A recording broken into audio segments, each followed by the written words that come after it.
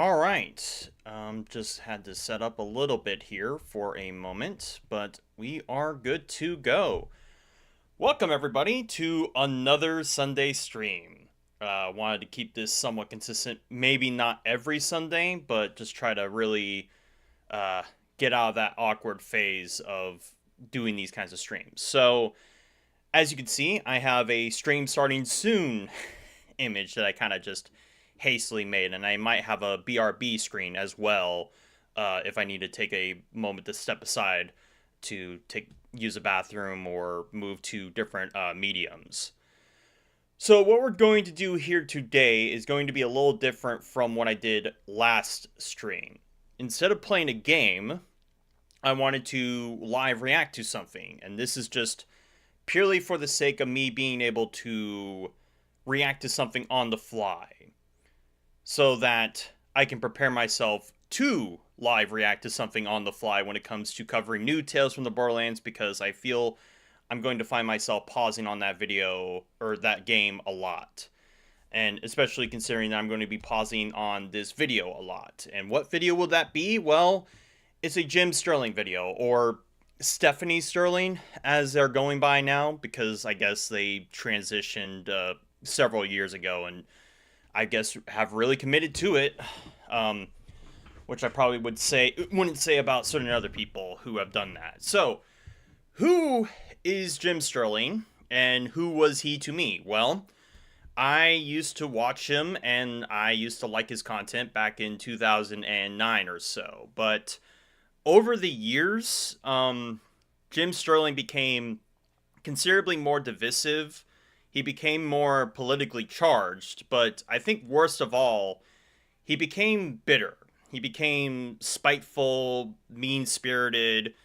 It got to a point where it seemed like he really didn't want to do what he was doing because I guess it was just the only thing he had going for him. Like, he really got tired of like appealing to gamers and probably just wanted to, I guess, run his mouth on whatever political talking point was interesting him at this point. And because he's kind of like an old head of YouTube, he's been able to essentially coast on by. But even when he's not stagnating, he is, well, he's actively losing subscribers, and he really has a habit of making making it very apparent how much him losing subscribers totally doesn't bother him.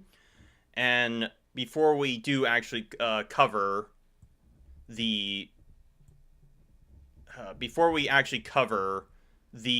video in question, I had a few little other tabs open to go over the Jim Sterling channel as it currently is. So let's pull off the starting stream soon image so we can pull up the tab here of one of his like subscribers to special. But the twist is that he's congratulating on how many subscribers he's losing and how it's great that he's losing subscribers. Of course, he says that, but then on the other face constantly chides the notion that the reason that people are leaving his channel is just simply because he's transgender. Now, the problem with this logic is that Jim Sterling was already becoming particularly insufferable to deal with even before he had transitioned. He was already losing subscribers by the day. Like, I distinctly remember the first thing that really turned me off to him was back in 2013 when he was on a panel with Adam Sessler, if you can believe that. And Adam Sessler is another interesting specimen who really went off the deep end against the gamers TM, as Stephanie or Jim like to use sardonically. And Sessler on that panel essentially advocated for like trying to find people's like personal and private information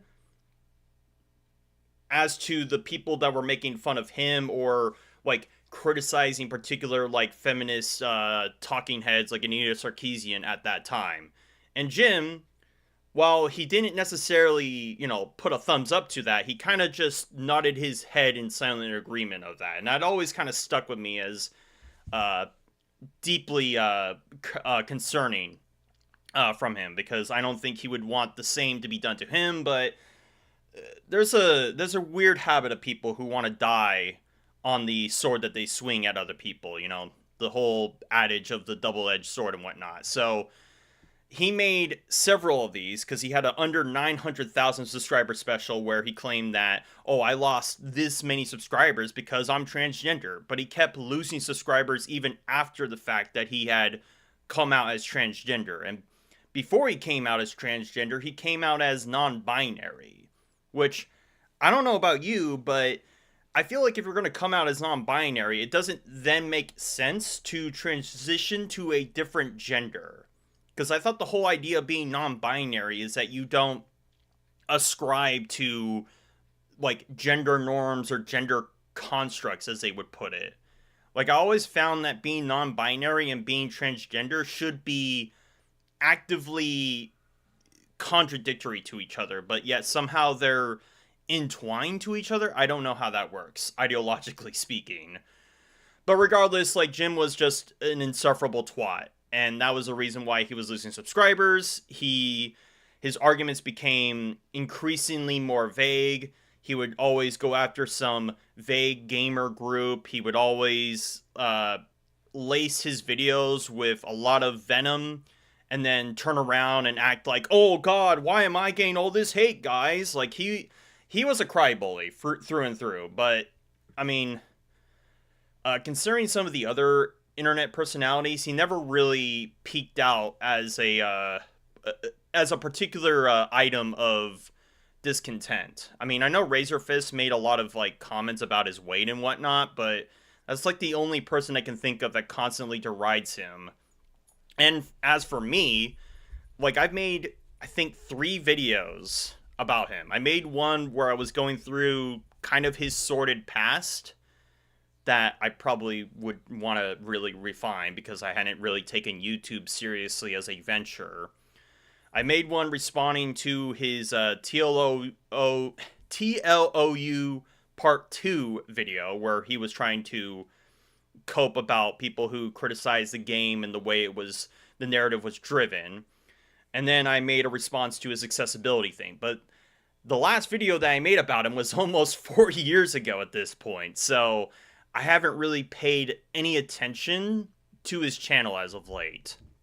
But if we go through his channel, just to see, it doesn't seem like Jim himself has really paid much mind to his channel, because he used to do these Jimquisition series, which is also another weird contradiction, I would say, that he still calls his series a Jimquisition, despite the fact that he refers to herself as Stephanie Sterling, but, branding, right? And it seems like even recently he's changed it from Jimquisition to Hi Steph, which I'm sorry is a little bit of a downgrade from the Jimquisition. But regardless, this series used to be weekly. And as you can see, like, there's like a 4-month period between this video and this video. And it doesn't even seem like he's been keeping up with the weekly upload of these videos. So I feel like he's gotten so tired and bitter of even doing like his own video series beyond just using it as a pulpit to bitch about like some other vague group as of late. Now, that was a whole lot of preamble, and I hope you like some more preamble with your preamble, but I want to make a few clarifications in regards to my eventual reaction to this video, because I'm going to be angry, I'm going to probably be passionate. I do not, and have never, will never advocate for false flagging or trying to take a channel down. I don't like Jim Sterling or Stephanie Sterling as a person or content creator, but I want him to continue making videos, even if I don't personally care about what videos he's coming out with. Like, I want him to still, exists on YouTube to have a platform, unless he actually does something that violates TOS. I don't know if any of you have caught on to what's been going on with quartering, but that is a example of that. Like, I have always kept with this principle for people even on the opposite side of the political court that I don't like Synthetic Man. Obviously, I think Synthetic Man has done considerably more things that would violate YouTube TOS, but even still, I have not gone and told people to go shut his channel down, or even Blackish for that matter. But I mean, his channel did go down, and I guess I'm not really surprised by that. But needless to say, I never encourage anybody to do that. Like, I have been around the YouTube block long enough to know that when you are in a position of which you are advocating for trying to take somebody's channel down, you are going to go down with them. It's mutually assured destruction in its simplest form. And then the second is that because I'm reacting to a video, I am not going to be one of those Twitch streamers who just play the video and say nothing about it other than, oh man, that's like crazy, man. That's like crazy. I'm not doing that. I'm going to stop this video repeatedly and say what I'm going to say about it. In fact, if it turns out that I cannot react to whatever video I'm going to watch reasonably enough to have it be fair use, I'm just going to kill watching the video and just to move straight into playing the game for the rest of the stream. Which the game is going to be Slay the Spire 2, since I already played it last week. Because I am not a freebooter. Even if I don't like this content creator, I am not going to freeboot their content. This is going to be completely transformative, and if I find myself in a position where I can't, then I'm not going to watch the video any further past that point. So, hopefully you understand where I'm coming from, because this is all very important. For whatever audience happens to catch this stream. So, the video we are going to cover is a video that was made about a year ago, and I figured this video would be kind of relevant to the last video I made about him. That is called Are Hardcore Gamers Playing Games Wrong? Now, with a title like that, my immediate reaction is, no, they are not playing the game wrong, because that's how they play.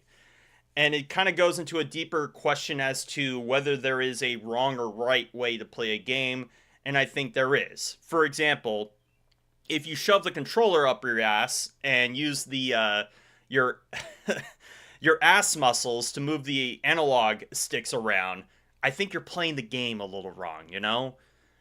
And, you know, less obscene than that, but like, you know, there's compilations of DSP who constantly sucks at playing games, and obviously he plays those games wrong. But if somebody is playing a game casually, I don't think they're playing the game wrong, nor do I find somebody who is playing the game hardcore to the best of their ability is playing the game wrong. And I'm sure that I have a sneaking suspicion that Stephanie, even though she's posing this as a question, is stating that they are playing the game wrong because, oh, you know, like, oh, there's this mythical casualization going on when there absolutely is a casualization of games going on. I don't know.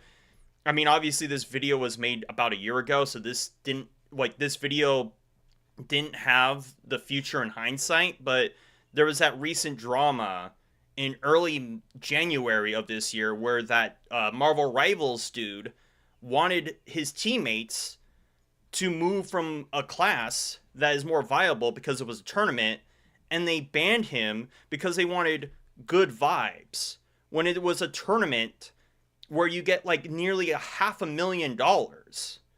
In that case, you have to play hardcore because literal money is on the line. This wasn't just a casual scrim or a casual match. Like, I can understand if people aren't really playing to win or just playing to have fun, that, yeah, don't really like a sweat who's trying to, you know, bring the vibes down, I guess. But, like, conversely, I do think there is a toxicity around people who want to force people to be casual in a setting where it otherwise isn't. So I have a feeling that this video is already laced with the assumption that hardcore gamers are playing games wrong and not really posing this as a inquisitive question. But Let's find out. You know those people who think it's shameful to summon co-op help in Dark Souls and Elden Ring and the like? Okay. First off, I guess it depends on how often you summon. Because when it comes to Dark Souls, the game, well, some of the Dark Souls bosses can be really easy or hard, although honestly for my money, I don't think Dark Souls games are particularly hard. They just require a little bit more patience.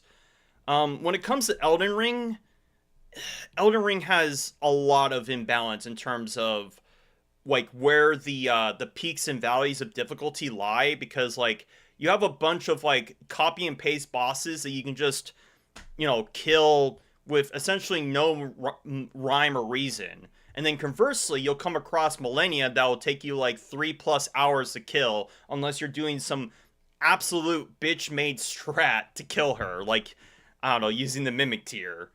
Um, and I feel like again, there's people that are going to criticize how people will play a game, because there'll be people that will say, oh, if you use sorceries in Dark Souls, you're a fucking noob, you gotta just kill them with sword and board. And then it gets even more extreme where it's like, oh, you gotta fucking roll, man, you gotta roll. Like, yeah, I can get that, but I feel like most people who play games hardcore are kind of not going out of their way to antagonize people who are playing games how they want to play. I do feel like you do kind of like remove a little bit of the experience of playing a game solo, because I think Dark Souls, primarily Dark Souls, even though there is cooperation, I feel like those games a lot of people see as single player games, whereas like Elden Ring and especially Night Rain now are considerably more co-op oriented. Although Elden Ring, the only instance of where it's more blatant that the game is trying to lean in on co-op was the Radahn Festival thing, and then in the DLC for that game, that section where you had to essentially fight a gang squad depending on how you went through the quest progression. So let's move on. Like I said, I'm going to pause this a lot. Those people who won't use certain weapons, certain items, because they think if you use them, you're playing the game wrong, you're not having the real experience. Okay, so we already know what this is going to be about. It's not like he's going to be like, oh, these people are being snarky about what items they're going to use. They're actually playing the game wrong because they won't use those items. It's like, I mean, I don't feel like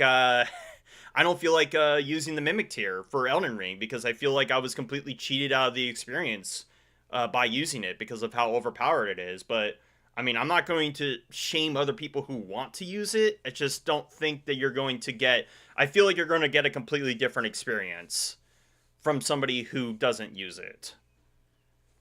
But yeah, it's just like... I feel like he's going to overcorrect on people who are aggressive about what items you can or can't use, to then go at people who do limit what items they can or can't use. Yeah, what if, and pluck the chicken with me on this one, what if they're playing the game wrong? Uh-oh. Uh-oh. Uh-oh. Oh boy, yeah, I had a sneaking suspicion, and we already got the Night Rain thing going on here, which, like I said, Night Rain is like the only Souls game that is the most aggressive about cooperation. And even then, like, Night Rain still has people who play the game competitively. Like, you guys have to use the relic that increases your damage for every Evergaol prisoner killed. Like, there's still instances of that, even if it's not, like,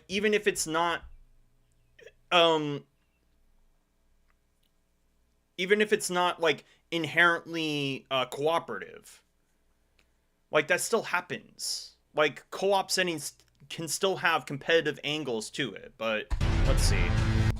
I guess I'm kind of surprised that this is the way he starts the video, because usually, it has that, born clever, that musical intro, and then he, sits on his podium, literally and metaphorically, to, prostrate, and then, the usual filibustering before we actually get to the point.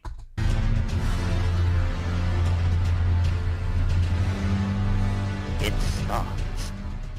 There's a bug. Do I make friends with the bug? It's Elden Ring. You don't make a lot of friends. It's not usually the... What? Okay, I'm a little bit confused. Why is he doing the DSP and recording the TV screen with a camcorder?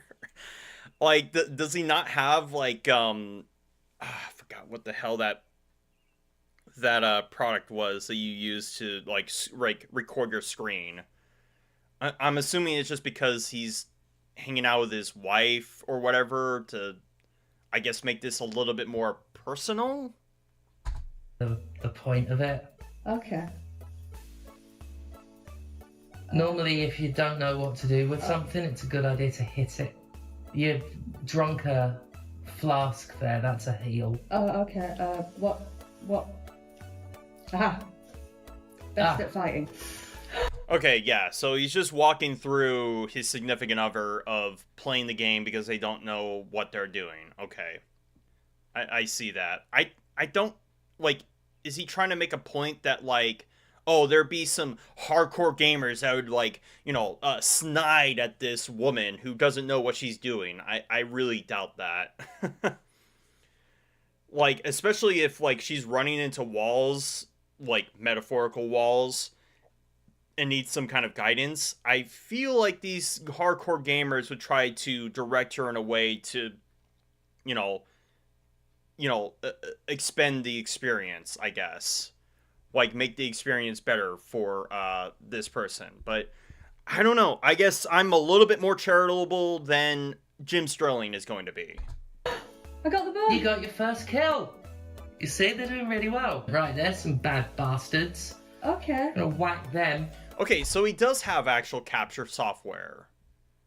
I guess he's just deciding to record this, like, like it's like 2 a.m, and like they can't, like, get to sleep, so they just decide to do a late night, like, Elden Ring stream, I guess. All right. And it is not the square button.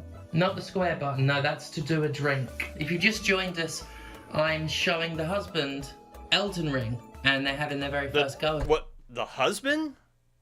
That sounded like a feminine...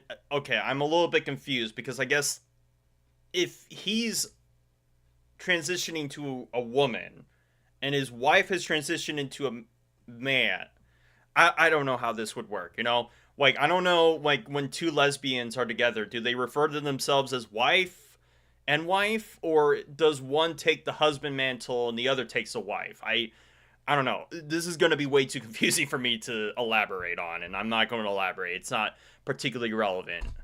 That's it. We thought it would be really fun, and you'd all have a relaxing time watching them. Oh, I probably should put this on full screen, so that you don't have those other weird tabs open. Probably should have done that from the start. Oh well. Play it completely sight unseen. I lost my horse. Right, this time it's over for these guys. Yeah, like, just charge right at them. Yeah. So they're okay. in Liurnia. I'm assuming that, like, her husband has taken his save state, because if this is like, oh, your first kill of that random fly, but like his flask is already at +11, then I'm assuming they're just essentially piggybacking off of a save state, is my guess, and just kind of just waltzing through a random area. But bear in mind, I've been playing Dynasty Warriors for 2 weeks straight. I've forgotten how to play Elden Ring, which I've not played in over a year. My instinct now is to charge and hack and slash at everything. I mean, I would say that's part of a lot of the gameplay of Elden Ring, or then just, jump and attack. I mean, it can be a little bit mindless, but I guess it depends on what kind of build you're doing. Oh shit, I've just remembered you don't want to do that in Elden Ring. In today's video, I'm going to argue with all seriousness... Wait. is he going to make this argument while the camp, like, this feels so low effort compared to his other videos where, I mean, obviously you just throw in some random JPEG that he's been using since like 2009, but at least there was some editing going on here where it's just like you're recording this on such a poor quality bitrate with the gleam of the TV screen. Just, what is going on here? I don't know if this is just more of a laid-back Jimquisition episode, or like, this is just the way they've decided to do videos now, because they just could not be damned. That this is real gaming right here. Introductions plural. You probably should have put a little bit more space between the two words there, because it makes me think it's supposed to be introductions plural.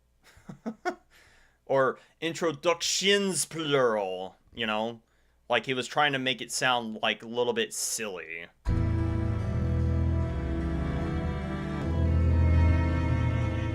I sometimes wish we were... Okay. I'm gonna retract what I just said earlier. He is doing the traditional Jimquisition style. Let's pull it back a little bit and then play it properly. I sometimes wish we weren't all bound to a single linear chronology. Maybe it's the ADHD talking, but I feel I'd get a lot more sense out of the world if time ticked in stereo. Well, at least, preferably Well, okay, I'm a little bit confused by what he's asking for, because I thought he meant, like, in terms of progression of video games, because, like, Elden Ring, you can kind of go anywhere you want. I mean, obviously, there is a sort of linear progression in Elden Ring, but you can kind of just go wherever you please in that game. Like, it doesn't really hold your hand on that, which can be to its benefit, but also to its detriment, because you can be otherwise aimless and then run into a problem where you can be either extremely over-leveled in an area or completely under-leveled in an area. quadraphonic. This thought's occurred to me more and more as I've written more essay-style work. With some of these scripts I'm working on, there are several subtopics that make up the whole subject, each of equal importance and each capable of setting audience expectations in different ways depending on which one I lead off with. I mean, that depends on whether you're actually trying to be charitable, because I feel like when you're calling these videos essay style, I feel like you're kind of sucking your own cock, right? I mean, they're barely 20 to 30 minutes in length. Like, obviously, I call my, breakdowns of, like, movie or TV shows as an analysis or breakdown, but it's because I go it from front to back and then have a summary, and it can be, like, 5 to 6 hours and take me months on end to complete. Whereas this, I just feel like you kind of just...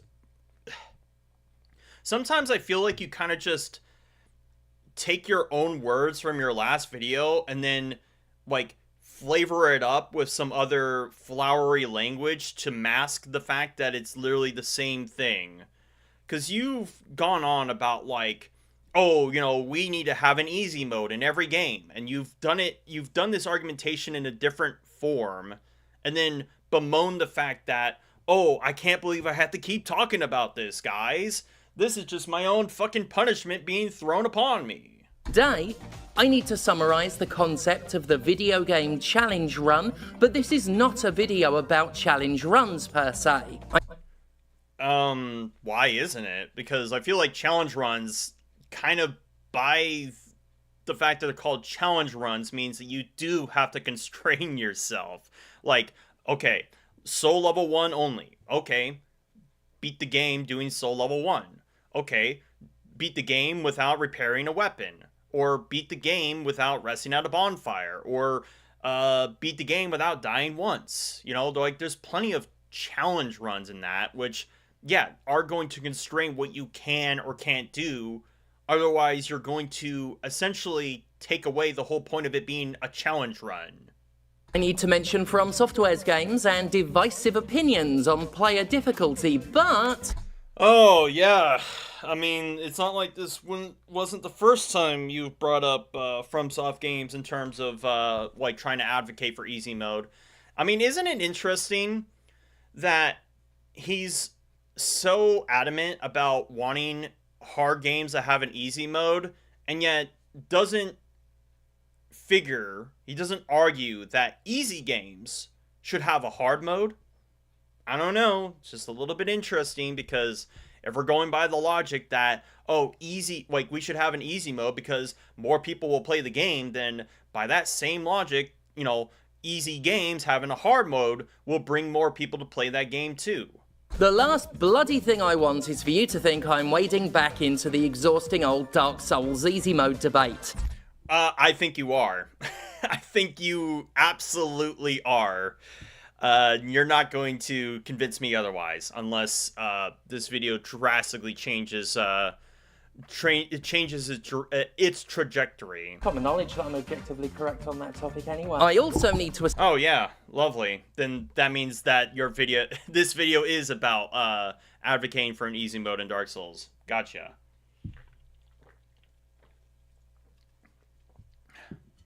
Excuse me, just had to take a little swig there. Establish the question of whether or not one can play a game wrong and what playing wrongly looks like, but I'm doing so...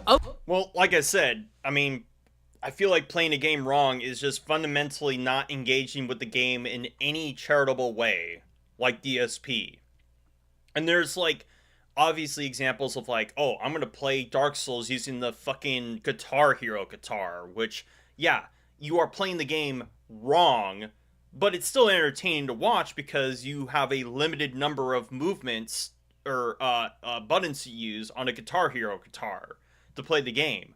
Or trying to beat Elden Ring using a fucking banana by just having the small inputs be put on different separate pieces of the banana. Or like a dude that like had like his pet fish put in all the interactive buttons and was somehow able to beat Millennia on phase 1.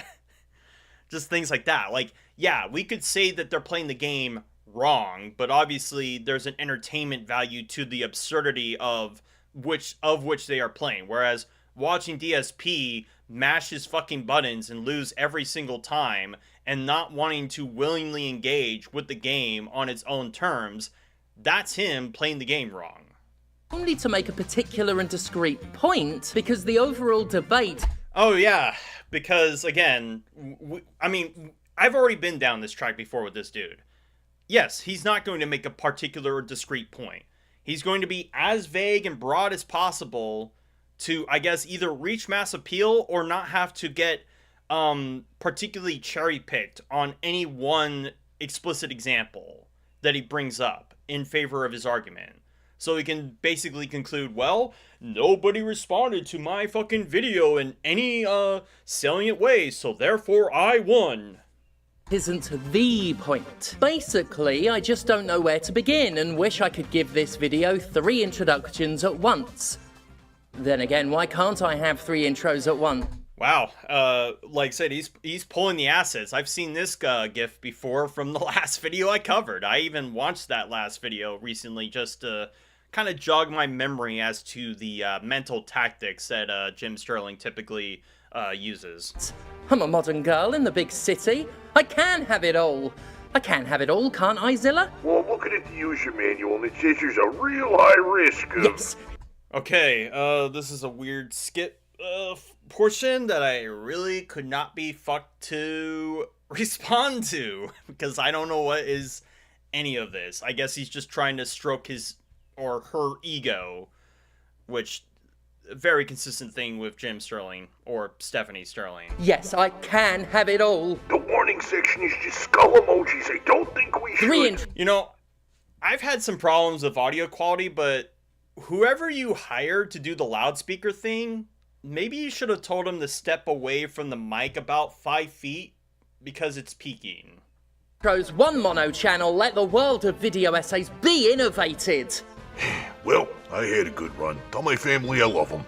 Okay, I don't know what's going on with this. Just check up a little bit on what's going on. Okay. Everything is still Hunky dory. Is there any game in when I say that? I seriously don't know what the hell this is all about. This is just complete waffle. Just complete waffling. Most people will ever have time to scratch the however loved. Wait, I can't... I feel like I'm hearing a particular soundbite from that last video I responded to, but I could be wrong. But, I mean... Oh, no, I think the joke is like, oh, 3 intros at once. Okay. Alright, we're just gonna try to get through this as quickly as possible. You never let me innovate again. Ugh, fine. Boilerplate attention-seeking Dark Souls. The boilerplate attention-seeking Dark Souls part? Again, the spacing on this text is so weird. Where it's like, Dark Souls part. When it's supposed to be Dark Souls part. Or the boilerplate. Like, it almost feels like you need to put this hyphen on every single word so that you know that there's a meaningful space between them. It's just a weird choice of text. Or font. Dark Souls. Is there any game, and when I say this I'm including Bloodborne and Elden Ring under the same broad umbrella, as universally beloved yet territorially divided as this long-standing benchmark of... Is it really that divisive? Like, I feel like the division comes from, like, the in-group and the out-group. Like, you as the out-group trying to fit yourself into the in-group of making Dark Souls more casual. When, like, again, I think people, you know, strive for games that have a little bit more challenge and emphasis on that. Like, I don't think it would have behooved... I really don't think it behooved Elden Ring to make the game considerably easier. Although, I don't think that's necessarily the main problem with Elden Ring. Like, I think the main problem with Elden Ring is the fact that it's just completely aimless. It just kind of throws everything at the wall. There's not a lot of focus. Whereas Night Rain, I feel like, was more of a downsizing of it and what they were kind of going for in terms of essentially turning Dark Souls into kind of like a roguelike in a way. But yeah, of course he has a particular loathsome attitude towards hardcore gamers because he's not a hardcore gamer, but he wants to be viewed as a hardcore gamer, and in order to be viewed as a hardcore gamer has to lower the bar of what being a hardcore gamer is. Is there a game more liable to spark furious debates on not just how it should be enjoyed, but who should get to enjoy it? Who should get to enjoy it? Whoa. Is that really what people are like, oh, you shouldn't enjoy playing this game? Like, do I hear that? Does that actually happen? I mean, I don't really take this dude's word as gospel. I don't think anybody does. But, like, I think that's really absurd. Like, I can understand, like, oh, you shouldn't play this game like this. Like, I can see some people saying that. I don't think it's a lot of people, but, oh, you shouldn't enjoy playing this game. It's just patently absurd on its face. Is there another game that offers such a variety of approaches that has such a vocal segment of fans arguing it should only be approached one single way? That latter... Well, what do you mean by one single way? Because, again, Dark Souls, like, a lot of the Souls games, like, are, you know, action RPGs in terms of being able to do different kinds of builds. So there are different approaches. You don't have to fight the Bell Gargoyles first every single time. You can go straight down and go kill Quelaag, you know? Like, I mean, there's certain Souls, like, that are considerably more linear than Dark Souls. Like, Lies of P is considerably more linear, but I think Lies of P is still incredibly robust in terms of what you can do in that game. And what kind of builds you can, work with. Like, I don't think, like, any of the Souls-like games, like, pigeonhole you down to one particular build. Obviously, I think, certain Souls-like games can be more restrictive in terms of what builds are actually viable or fun to play, which is why, despite how divisive it is, I think Dark Souls 2 is the best when it comes to the approach of doing essentially everything that you would want. Like, you can make a viable blood build, you can dual wield like 2 similar types of weapons and do crazy weapon combos with it. Like, you can do a viable bow build. Like, bow builds in Dark Souls 1 and 3 are a fucking joke. And you can't, like, good luck trying to do a poison build for that matter.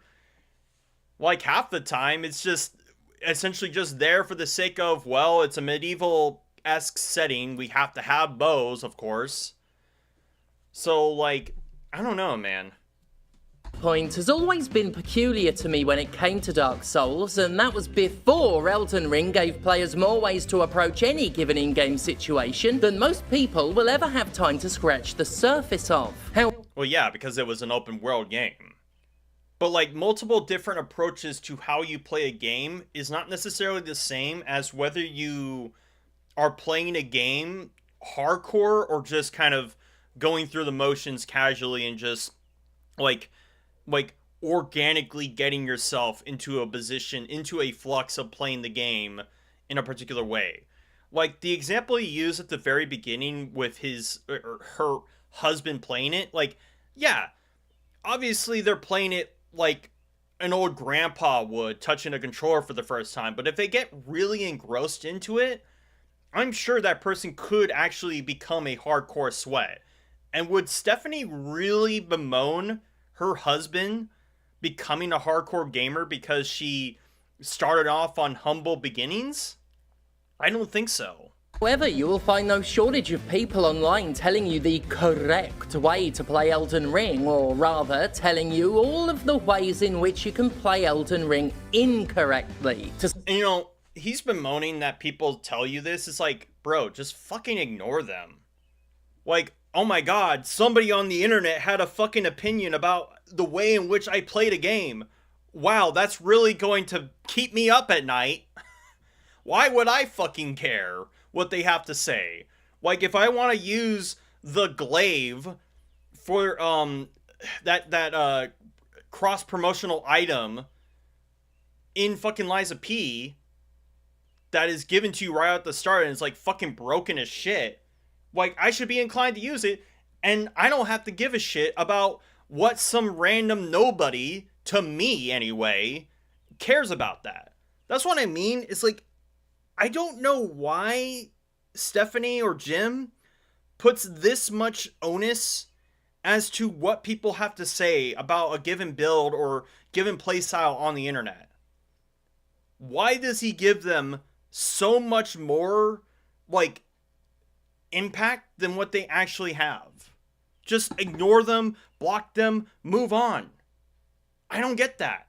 Some players' purity of experience is paramount, and to have a pure Elden Ring experience is to take a game with so many weapons, so many spells, so many stats, so many builds, and ruthlessly boil it down to a comparative thimbleful of base elements. Well, okay, hold up. Because, like, again, I think you can play a hardcore game while having every single item available to you. And, like, Elden Ring, unfortunately, Elden Ring has a lot of shit weapons. Like, a lot of shit weapons. Now, of course, it's not going to be immediately apparent to somebody who plays it for the first time. But, that being said, like, there are weapons or items in Elden Ring that are just downright broken.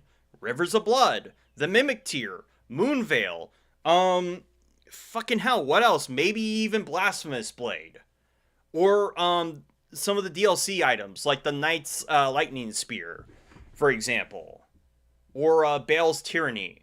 Like, there's plenty of weapons or items that can be absolutely just, like, monstrous when it comes to just, like, how easy it is to mow down foes.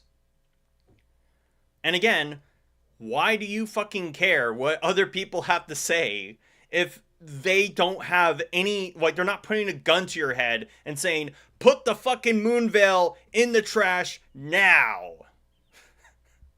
Just want to suck the joy out of everything. The biggest example of this across the whole of the Soulsborne series Okay. would have to be co-op. To the purist, you haven't really played a Soulsborne game if you summon other players to help you. Okay, this is going to be a little bit more muddied because, again, Elden Ring's co-op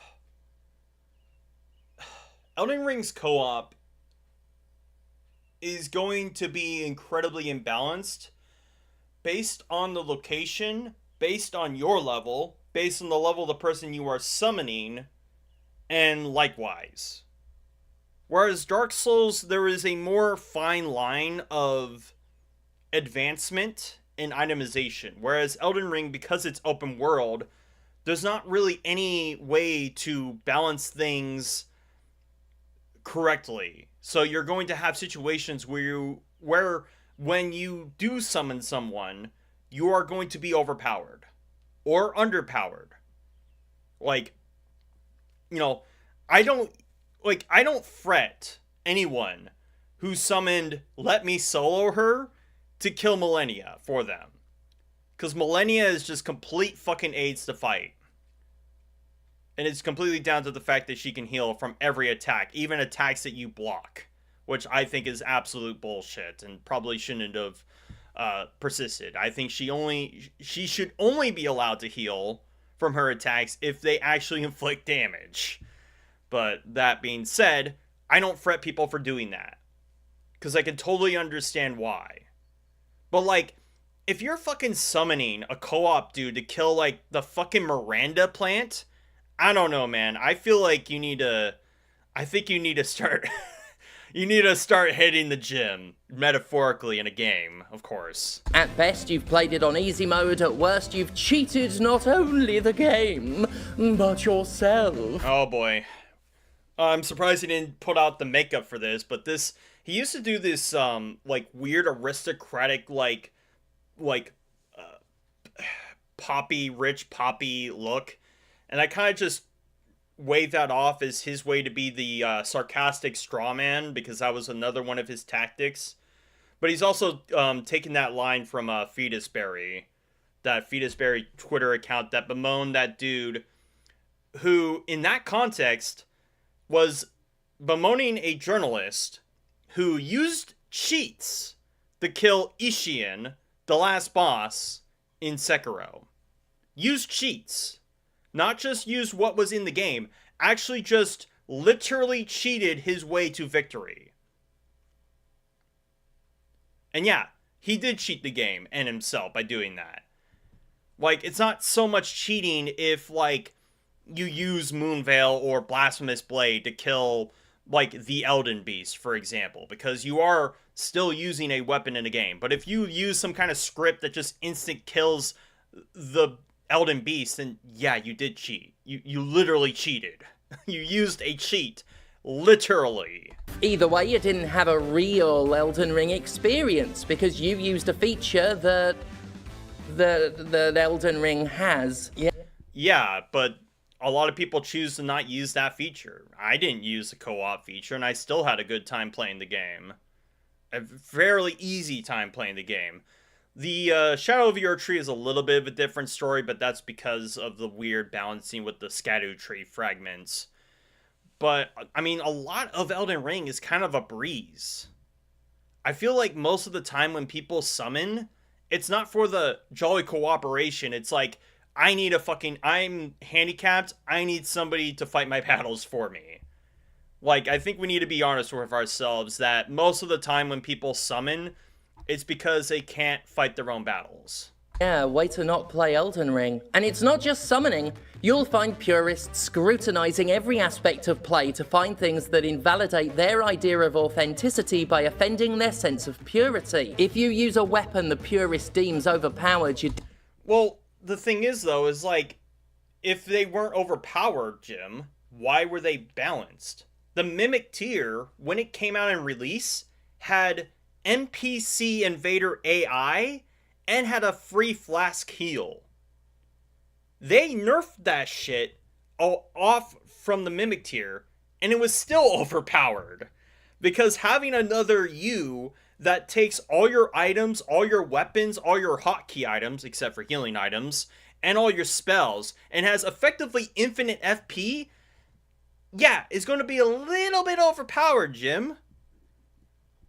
Like, if it wasn't overpowered, why did the developers downgrade or nerf those weapons? They nerfed Rivers of Blood, although they nerfed Bleed in general in Elden Ring, because Bleed and Frostbite were like the two best status effects, and ironically, they are the best two status effects in Night Rain 2. Didn't play Elden Ring. If you use an ability that makes portions of the game significantly easier, you didn't play Elden Ring. If you use it... Again, well, what items and abilities are we talking about? Like, if I use that flask that nullifies the that weird chant that Moog does, like, is that me cheating the game? Because I feel like that was explicitly there to nullify that effect instead of having to use like 3 flasks heals for that. Like, what are we talking about, you know? Like, you need to be a little bit more specific. Like, you brought up co-op, and you said there was overpowered weapons, but you're not going to elaborate on what. Because I feel like if you were to be specific, you'd kind of find yourself in a position of having to defend the use of this item in casual play. Entire classes of magic deemed invalid. You didn't play Elden Ring. Okay, but, I mean, that I feel like it's a fucking meme, you know? Like, there's people who say, oh, you use sorcery int virgins versus the strength dex chads, you know? And then you see the opposite. Like, I feel like that's just memes, man. Okay? I think that's just memes. I don't think people are genuinely, like, arguing that using spells is, like, broken. Like, you're not playing Elden Ring correctly. And, again, with all this in mind, just keep a note that this is all from just random internet anonymous people saying this. You don't have to give them any amount of airtime. Why are you giving them this much attention? Why are you giving them a loudspeaker to proclaim that them saying this shit, like, gets to you? I don't get it. Alright, and I will be right back. I need to clear my throat, get some water. So, we'll be right back.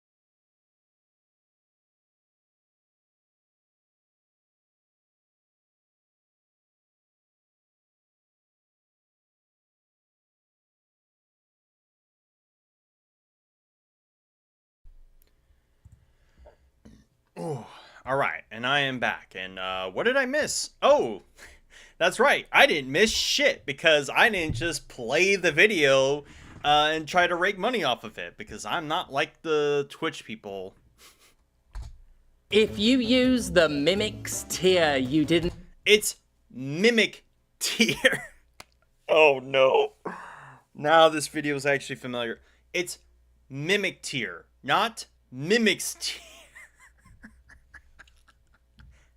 How do you fuck this up? It's literally there in the image. Did you put this here yourself, Jim? And yes, the Mimic tier is absolutely broken. Play Elden Ring. Oh wait, forget just the Mimics tier. I've seen it argued. Mimic tier. Not Mimics tier. Mimic tier. That if you use Spirit Ashes at all, you didn't play Elden Ring.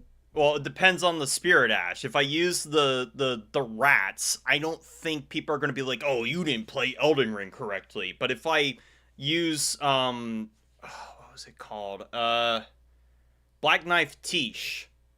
yeah, I think people are going to say you're just trying to fast track and beat this boss easy.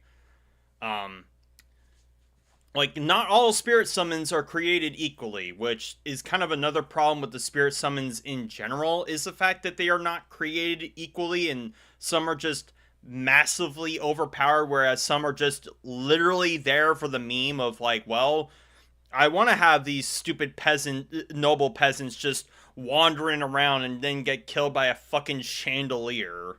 Spirit ashes. That was what threw into sharp relief for me just what an extreme position the video game purist has, despite years of us all just kind of getting used to people discussing the most pure ways of playing Soulsborne games. Well, I would feel like you should have gotten used to that, but I guess it's really affected your ego for whatever reason. I guess you probably think that they might have had a point if you're giving them this much airtime. That, yeah, that mimic tier, or mimics tier as you call it, really did kind of negatively affect my overall playstyle, and it kind of made the game an entire fucking cakewalk. No, they're wrong. To give you an idea of how long I've been sitting on some of these video subjects as well, considering how soon after Elden Ring came out we had people saying anyone who uses Spirit Ashes is playing the game wrong and having an... Okay, it depends on the Spirit Ash. Again, I don't think anyone is going to get at you for using the fucking rats, alright? But if you use, like, Banished Knight Oleg, or Black Knife Tish, or the Mimics tier, yeah, I think people are going to deride you for it. Maybe you didn't know you were using an overpowered item when you use it, but if you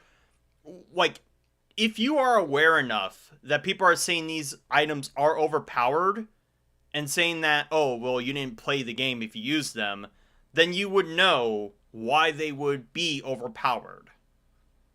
Like, it's not like people are just accidentally running into spirit summons and using them and realizing that they're overpowered. Because I used the Mimic tier without any prior knowledge that it was overpowered, and even I could tell that it was overpowered, even with them nerfing it. Invalid time. Actually, that doesn't give you an idea of how long I've been sitting on some of these ideas. I got subjects I've been meaning to tackle for about a decade. The Spirit Ash system. About a decade? I feel like I've seen this argument over and over again before Elden Ring came out. Especially given Elden Ring is only 3 years old past this point. Like, you were sitting on making videos about Elden Ring for 10 years? Like 7 years before the game came out? Like, are you a fucking clairvoyant, Jim? Where you collect ghostly companions based on monsters and other characters to fight alongside you, is one of Elden Ring's most interesting and coolest features pushed by the developer and... I mean, some of them are just completely ass, though. And again, I think the problem with the Spirit Summons is that they're just completely all over the place in terms of their viability. Like, I feel like they just put Spirit Summons of just like, well, we have an NPC that you fight, maybe you can have this NPC to summon. And then that's about as far as it goes in terms of their mindset. Like, in terms of the logic of having a Spirit Summon. Like, I think Spirit Summons would have been better if they were timed. Like, you can only have them for, a set amount of time, rather than being tied to health. Because with them being tied to health means that, for example, the rats are useless. Okay, sure, they don't require any FP to use them. But beyond that, the rats are just fodder that distract the enemy. Which, I mean, can also cause imbalance issues, like having another buddy that can distract the boss from attacking you gives you more time to kill the boss. Given a significant level of... I mean, ironically enough, Millennia is the only boss that is balanced with Spirit Summons in mind, because she can heal from the Spirit Summon too. So it's actually not prudent to have a Spirit Summon for the Millennia boss fight unless it's a Spirit Summon that does all of their attacks from far away. Like that, there's like a Spirit Summon of this lady that is, like, her legs are broken or, like, melted into themselves, so she just shoots with her arrows from afar. Like, that's like the only spirit summon I can think of that would actually be, like, actually be in balance for Millennia, because she can just shoot from afar and then you just engage with Millennia head on. But yeah, it is a little bit ironic that Millennia is the only boss that is actually balanced with spirit summons, whereas every other boss is not. Focus in the game itself. And yet you have some self-styled fans saying that if you use Self-styled fans? Like, what? Are they not real fans? I'm sorry. Like, okay, so you're saying that, oh, these people are being elitist because, oh, they think certain items, like using certain items means that they played the game wrong. But you're castigating these same people as not being real fans of the game, even though they would know why they would have a reason to not want to use spirit summons or certain weapons. I mean, okay. use it, you're not really playing the game. I mean, just speaking for myself, but if I'd worked on Elden Ring, I'd be bloody offended hearing that. Just like summoning, magic, certain weapons, and so much more. I mean, I don't think most FromSoft developers care about, like, somebody who says that, oh, you didn't play the game if you use this item or not. And especially considering, again, the developers must agree with the sentiment of some of the players if they constantly change and nerf certain items that are overpowered. So they must agree in some way with the hardcore gamers, right? Would they not? Would they not? Like, please help me to understand. Spirit Ashes are a feature of the game, a part of it, something the game quite literally gives you. With that in mind, one has to... I mean, I don't think they literally give it to you, and in fact, you can miss it.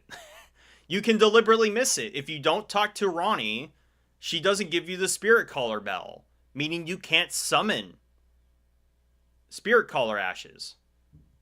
Or, like, yeah, you can't summon spirits. Spirit summons if you don't talk to Ranni. Well, you can miss it deliberately. I don't think the game deliberately gives you it, nor necessarily does the game encourage you to use them. It's just essentially an option that you have in your arsenal.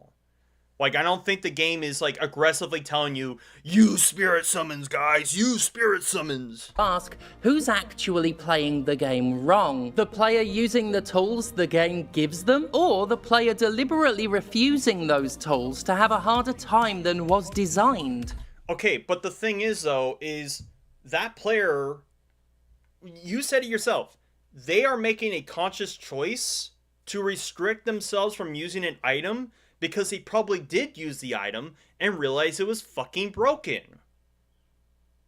They had already gone to the point of using that item and have opted to not use it. By your own account, they are playing the game correctly because you are not obligated to use every single item given to you. Like, what? Are you going to, like, do an Elon Musk build where you have fucking 3 random spirit summons in your hotbar? I don't think you are going to. Are you saying that he's playing the game wrong because, you know, he's not using every single thing? I don't think so. I don't think you can make that kind of argument. What if the guy who refuses to use summon signs and solos every boss is actually the one who's never really played Dark Souls? Oh, boy. No, I think he is, because again, you know, you can play these games however you want. Like, there is no incentive of the game to use literally everything that you have at your disposal. Like, you can go through Dark Souls 1 and never use a Black Knight Halberd, may never even find a Black Knight Halberd if you're unlucky on killing the Black Knights. Like, are they playing the game wrong? I don't think they are. Like, there's so many obscure things that you can miss out in Elden Ring and Dark Souls. You can miss the Mimic Tear, for God's sakes. Are they playing the game wrong? If it's a first-time person who plays through the game and never comes across a Mimic Tear or Mimic's Tear to you, what are we talking about?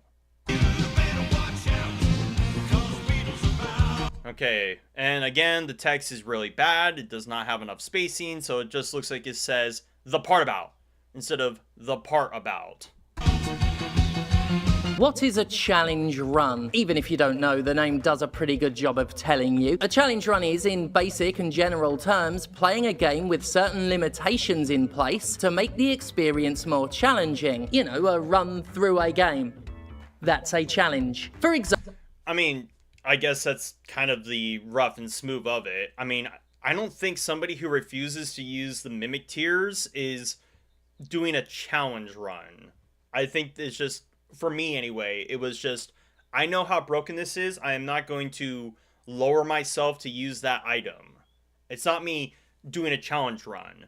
If anything, the challenge run that I would be doing is contorting to a particular build. Like, if I'm doing like a Dragon Communion build, like I did in Elden Ring, then I'm going to be using Dragon Communion related stuff.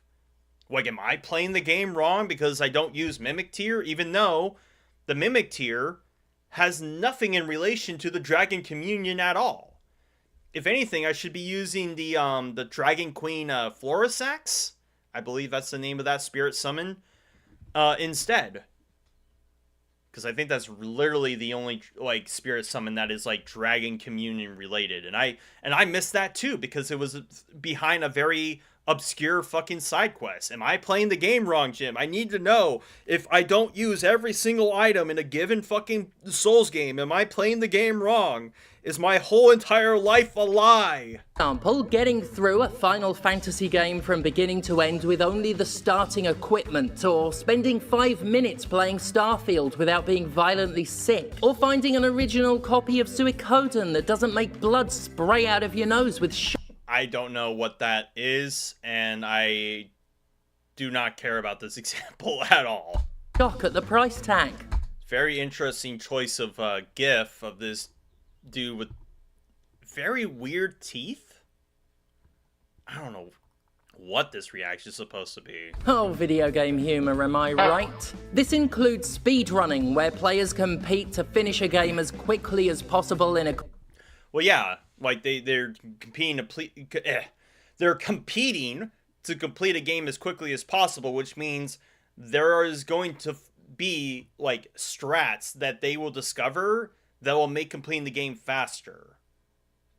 And if you don't do those, then, I mean, by that logic, you are playing the game wrong, or at least playing by the rules constrained by doing the speed run, because you're not improving your time.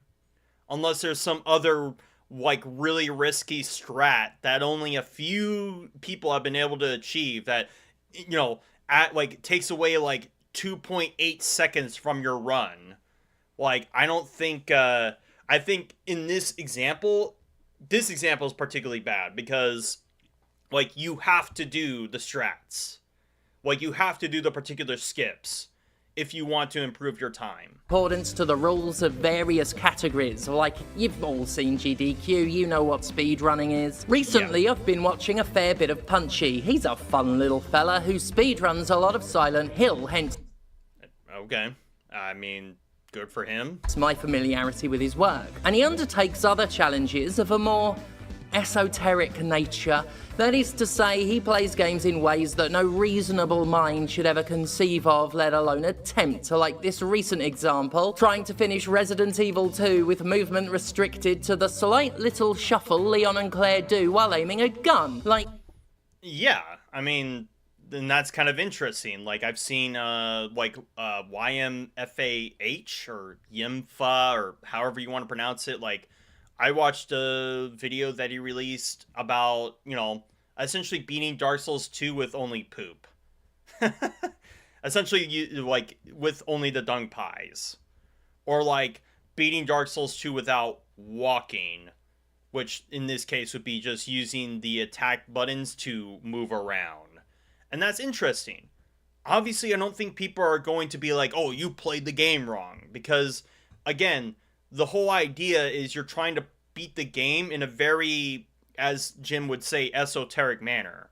Like, you're not going to get the same level of elitism, as he would put it, from people deriding this person for playing the game wrong. He chooses to do these things. Nobody made him do that. At least I don't think. God, I hope not. I mean, nobody, I imagine he just did because it was entertaining to see if you could do it. And if you can do it, then it's impressive that you can do it. Are you alright, Punchy? I know you don't know me, but like, if you need help, like maybe shuffle it in Morse code the next time. Okay, I thought he was like trying to hit on Punchy for a moment, but I don't know why, like what this has anything to do with They what's going force on. you to do this. I feel like the whole challenge run thing is just muddying the waters of like whether like you've played the game correctly because of a challenge, because you like play the game hardcore and refuse not to use particular items. We can get you out. Okay, we can get you out of this. Challenge runs can really entail anything from the simple denial of level ups to playing, I don't know, Rez with badges duct taped to your hands. Probably shouldn't give them ideas. In practice though, they all boil down to playing games in ways that aren't strictly intended or encouraged by the game itself, using self-imposed limitations that create an experience to uniquely test the skill of the challenger. In essence, Yeah, I agree. Like this is probably the most amount of time that I've let him just run his mouth that I would agree. Yeah, it's clearly like not intended to be played this way, but it's still entertaining regardless that you can achieve it. Which is all the more weird then that Jim Sterling is then going to deride people who choose not to use particular items because they're overpowered.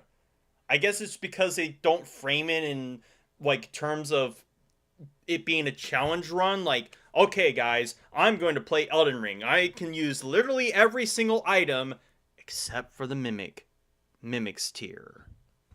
it's playing the game wrong. And it's not wrong to play the game wrong.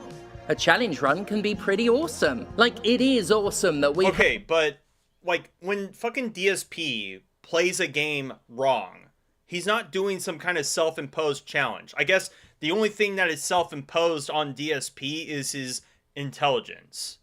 You don't watch DSP play a game correctly because he's like deliberately trying to play the game as poorly as possible. But I don't know, maybe he probably does play the game as poorly as possible deliberately, but he certainly has enough narcissism about himself to literally blame everything else but himself for how badly, like, his gameplay of the game is. Like, he's not doing a self-imposed challenge here. So he is playing the game wrong without the intention to play the game wrong.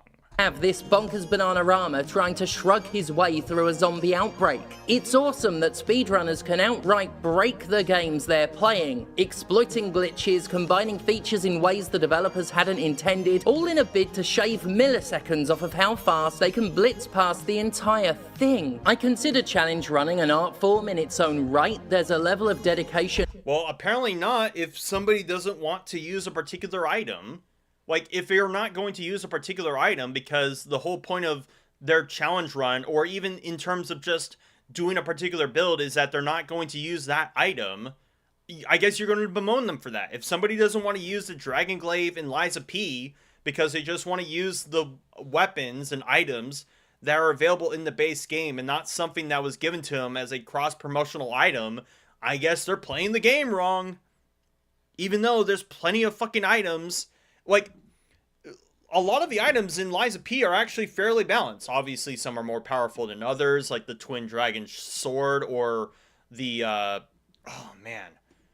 the Gun Lance that was in the DLC. God damn it, I can't fucking remember the name of it, but it was so satisfying to use, and it's also incredibly powerful. But, like, a lot of the weapons in Liza P are incredibly, like, well-balanced around one another. Like, there's not one weapon that just steers way ahead of all the others. But I could totally understand somebody not wanting to use, like, if I'm doing like if I'm doing a boss run, like if I'm playing against somebody else, doing a boss rush and trying to beat the bosses faster than them, and we've made the disclaimer that we are not going to use the Dragon Glaive because it's a promotional item that is just given to you outright, I can understand that. Because that weapon is more powerful than any of the initial base weapons that you can get, and in the early game too.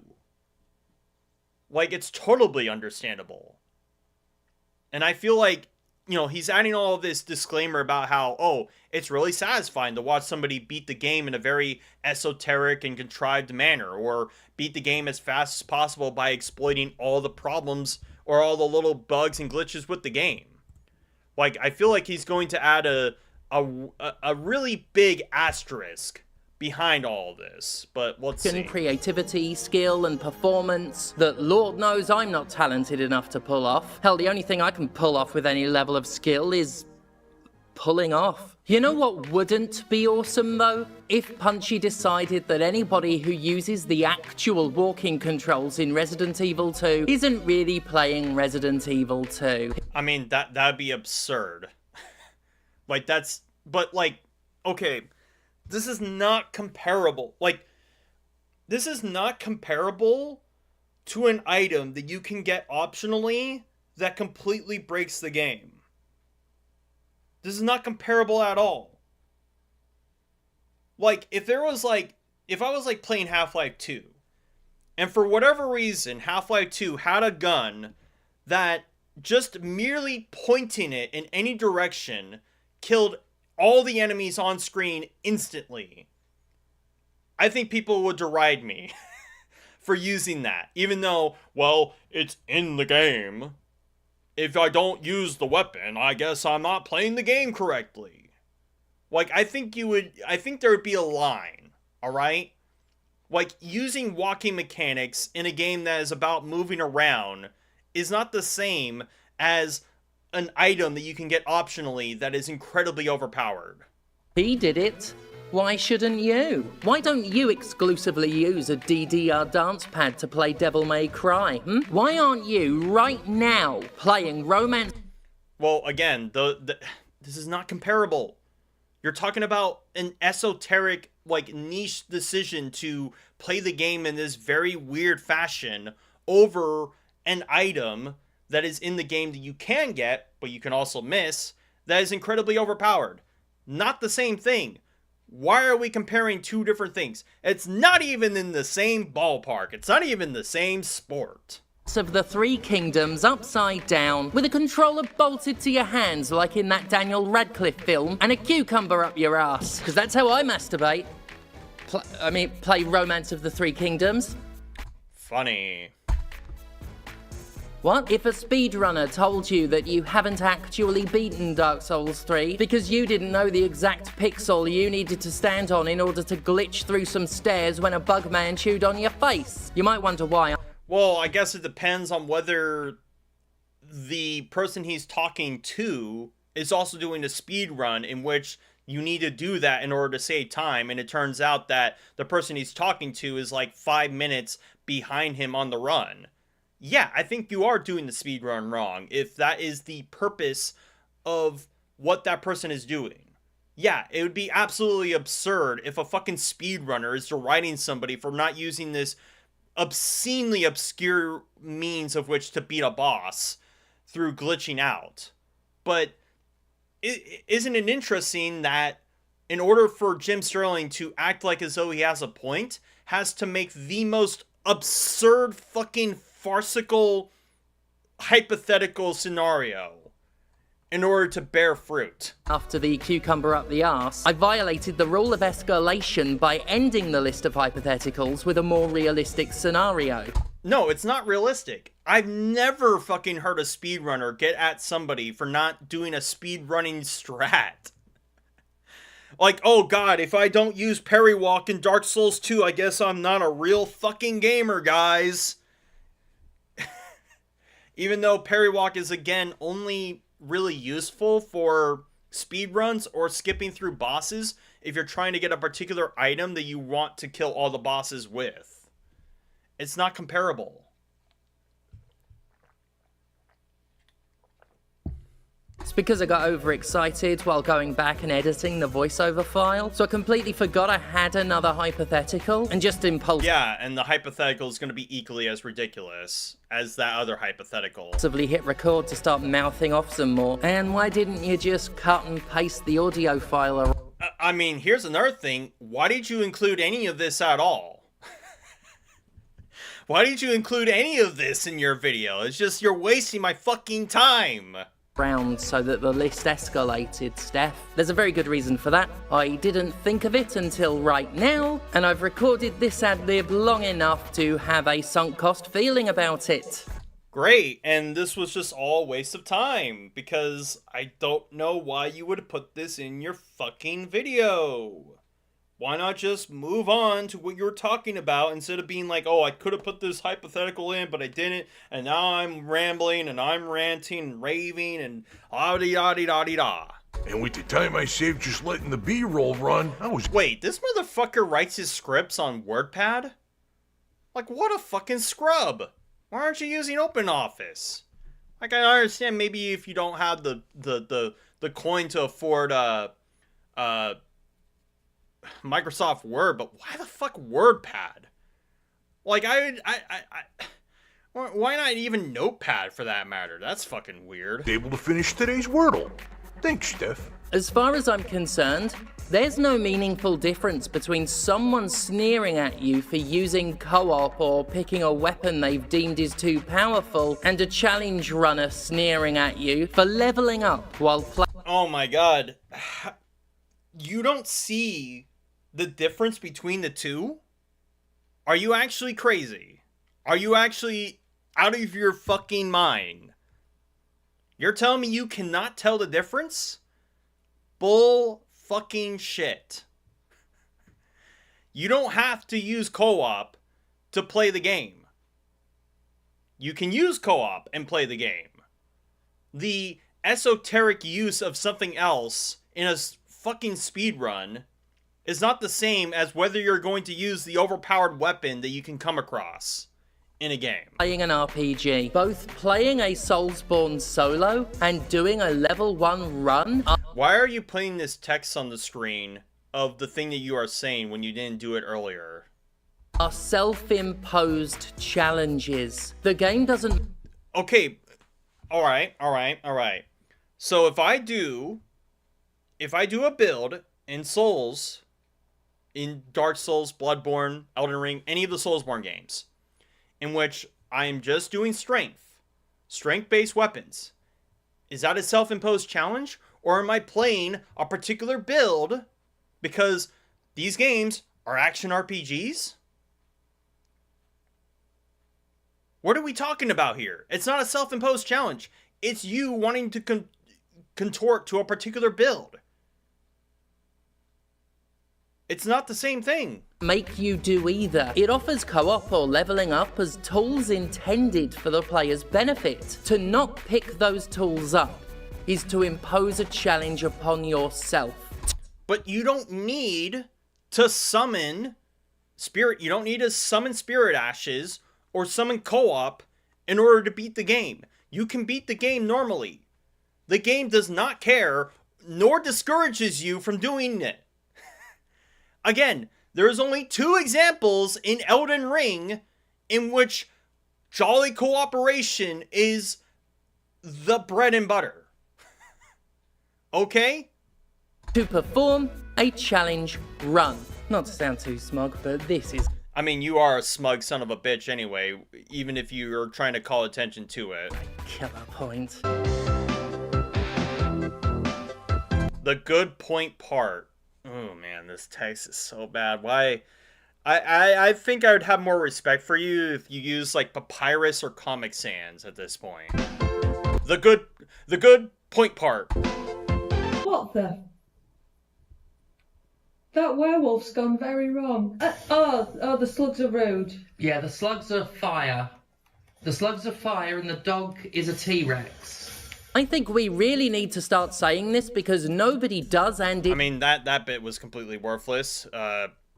Again, I feel like Jim Sterling has really needed to pad his videos down, like, considerably as of late. It's true. The hardcore gaming, solo-only, limited weapon players are not playing the pure, the real, the one true way to play Elden Ring. This sounds like a no true Scotsman or no true Soulsborne player. Like, you hardcore gamers aren't really hardcore, you're not really Elden Ring fans. It's like, well, you know, I just Uno reverse card that shit right back to you, and then we just get nowhere. So wonderful. They're doing a challenge run. They're playing differently. They're playing aberrantly. It's not a challenge run, no. They just recognize that there are certain items in the game that are overpowered and or are doing a particular build in which that item is not part of their build. If I'm doing a sorcery int build, do you think it makes any fucking sense then to throw in incantations just because they exist in the game, and if you don't use them, well, that's a self-imposed challenge? Bucko, owned liberal. And anyone claiming otherwise is being pretentious. Not that there's anything wrong with playing differently, I think I've made that clear. Well, apparently there is a problem with that, because, they're not really playing the game if they don't literally use everything. Because everyone has to use everything, or else, you're doing a self-imposed challenge by his logic. Even if there's items that you can actually miss because of the, obtuse nature of, progressing through the game at times. But don't be pretentious about it. Don't pretend that you're playing Elden... Hey, I would say the same to you. Don't pretend as though, you literally using everything makes you somehow a true fan. Because that's what you're doing right now. You're trying to act like, oh, well, I actually am a true Elden Ring player because I use the Mimic Tier and I'm not ashamed about it. Okay, good for you, I guess. Normally by ignoring things like Spirit Ashes, things put into the game that have had the game balanced around them and are intended. They're not balanced, though. A lot of the bosses can get easily distracted by them. Again, Malenia is literally the only boss that just, by circumstance of her attacks being able to heal herself, are balanced around the spirit summons. Why do you think they didn't make a return? Well, I guess they made a return, but only in the Revenant class, in Night Rain. Because they were imbalanced. Both bad and insanely good. For players to use. Don't pretend that choosing to make the game harder for yourself, independent... But it's... okay. Sometimes it's not even about making the game harder for yourself. It's just wanting to play the game in a particular way. Doing a particular build. If the game is still easy for me without the Mimic Tier, did I make the game harder for myself? Not really. I guess... by, rule of separation, if you minus, if the difficulty of my game was a 2, and then the Mimic Tier minuses it by 2, then yeah, I guess comparatively it would have made the game easier, but it was already easy for me. Of the way that game was designed is the pure Elden Ring experience, because it is quite objectively not. Developers don't put features into games that they don't want you to use. Okay, but simultaneously, developers don't want to put things into games that completely shakes up the entire balancing of things.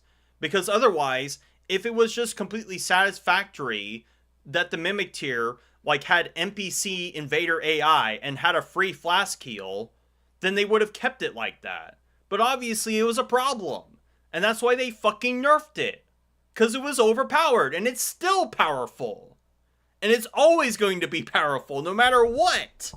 It's an industry executive's job to waste time and resources on frivolity. A studio is going to put features in for a reason. It's actually really rather silly to claim that using the tools the game gives you is going against the spirit of the game. Okay, but if they put something in a game, again, just the Half-Life 2 example again. If they give you a gun that just kills everything, every enemy, just by looking at them in their general direction, I don't fucking care if that was the intention of the developers. It completely makes the game otherwise trivial. You do understand that, right? That just because a developer puts something in a game does not mean that they necessarily had an idea of how that weapon or item was going to be overpowered. Let's even take this in regards to, card games with Magic the Gathering. There was an artifact in Magic the Gathering's development called Skullclamp, where it originally said that a creature would get +1/-1. and had an equip cost of 1. Or no, it had an original text that said, equipped creature gets +1/+1. Had an equip cost of 1, and it said, when the equipped creature dies, you draw 2 cards. They thought it was too powerful because it gave the creature +1/+1, so they balanced it by giving it +1/-1. The problem with that now is that you can basically equip it onto a shitter 1/1, kill it, and draw 2 cards for 1 mana. They made the card more powerful inadvertently in their attempts to balance it. That's what I'm talking about. That some developers can put things in the game that they don't even know how powerful it is until people take advantage of it. Simple as. Imagine being told that you've never played Doom 2 if you've ever used the super shotgun. I mean, I'm sure there's some clown Nobody would say that. Nobody would say that. Like, it'd be a little bit different if the super shotgun, like, when you fired it, like, had such a comically widespread and range and damage that it just killed everything on screen. Like, it'd be a little bit different if, like, you had the BFG on infinite ammo. Nobody would be saying that. Again, absurd fucking hypothetical. Absurd fucking straw man. comic out there claiming such gibberish, but they deserve their face. I'm gonna take a drink real quick.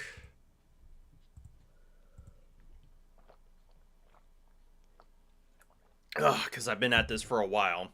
Because as I said, I'm going to pauses very frequently. So let's roll it back and then get back to what he's going to say next. Shotgun. I mean, I'm sure there's some clown comic out there claiming such gibberish, but they deserve their face laughing uproariously in... Yeah, it'd be absurd on its face, which is why you obviously don't have an example to point to that. Too. Like, you should push your face inside of their head and fill their skull with your own chortles in such a way that mocks not only them, but the very laws of physics they're subject to. It's been normalized by years of the hardcore set dominating the conversation, going on and on about how any player with a problem needs to just get good, which by... I mean, I guess it depends on how badly they're playing the game.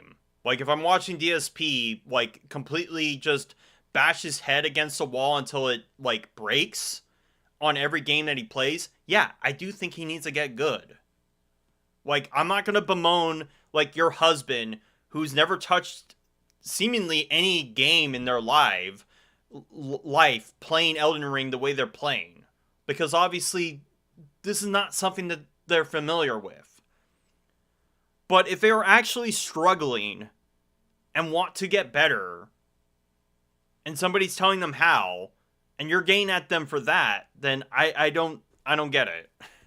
Or saying, like, or somebody is, like, particularly prideful about their experience, but they actually suck, and then other people tell them to get good. Well, I guess they're gonna get scraped, I guess. By the way, if that's your answer when someone does struggle with the game, I'm going to assume you don't know how to play it. But... Oh, well, I guess by that logic, you don't know how to play it. Again, we could just throw this right back at you, my dude.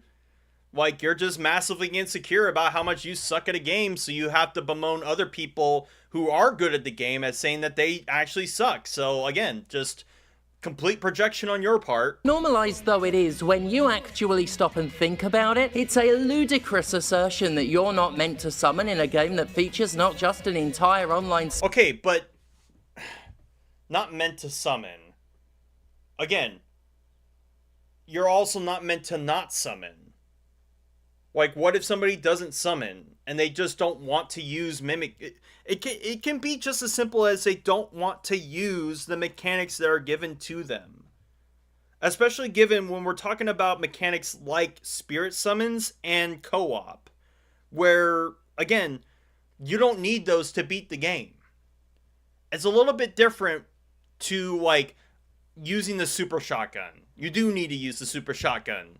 Well, maybe not, but, like, obviously it's a weapon in your arsenal. Like, if you somehow are able to maintain all the ammunition in your inventory where you never have to use the super shotgun, you know, I guess you were able to achieve it, but, you know, it's a little bit different, right? Like, if I'm playing Quake 4 and I don't want to use the grenade launcher once I get the rocket launcher, am I playing the game wrong? Obviously not. Summoning option with multiple reward systems tied to it, but goes out of its way to offer summonable NPCs for those playing offline. IGN shouldn't be publishing articles about how there's no shame in playing co-op, because Again, it depends on, like, the reasons that people are summoning in co-op. Like, some people just summon in co-op just so they can fulfill the covenant that they're in, and it doesn't go any deeper than that.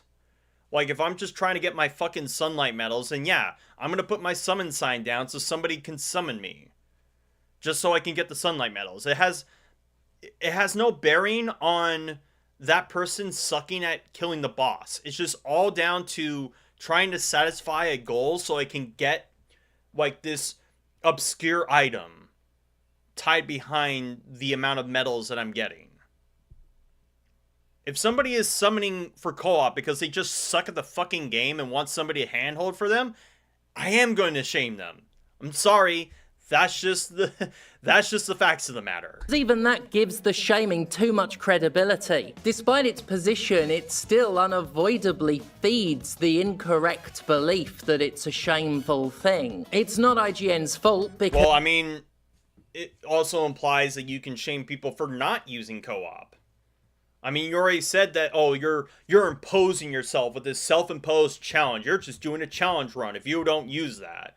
And that you should use every item that is available to you, even if it goes completely contrary to whatever build you are doing. Because by that point, you're just self-imposing. You're not really playing the game. So, like, you know, I guess you can't really shame the shameless.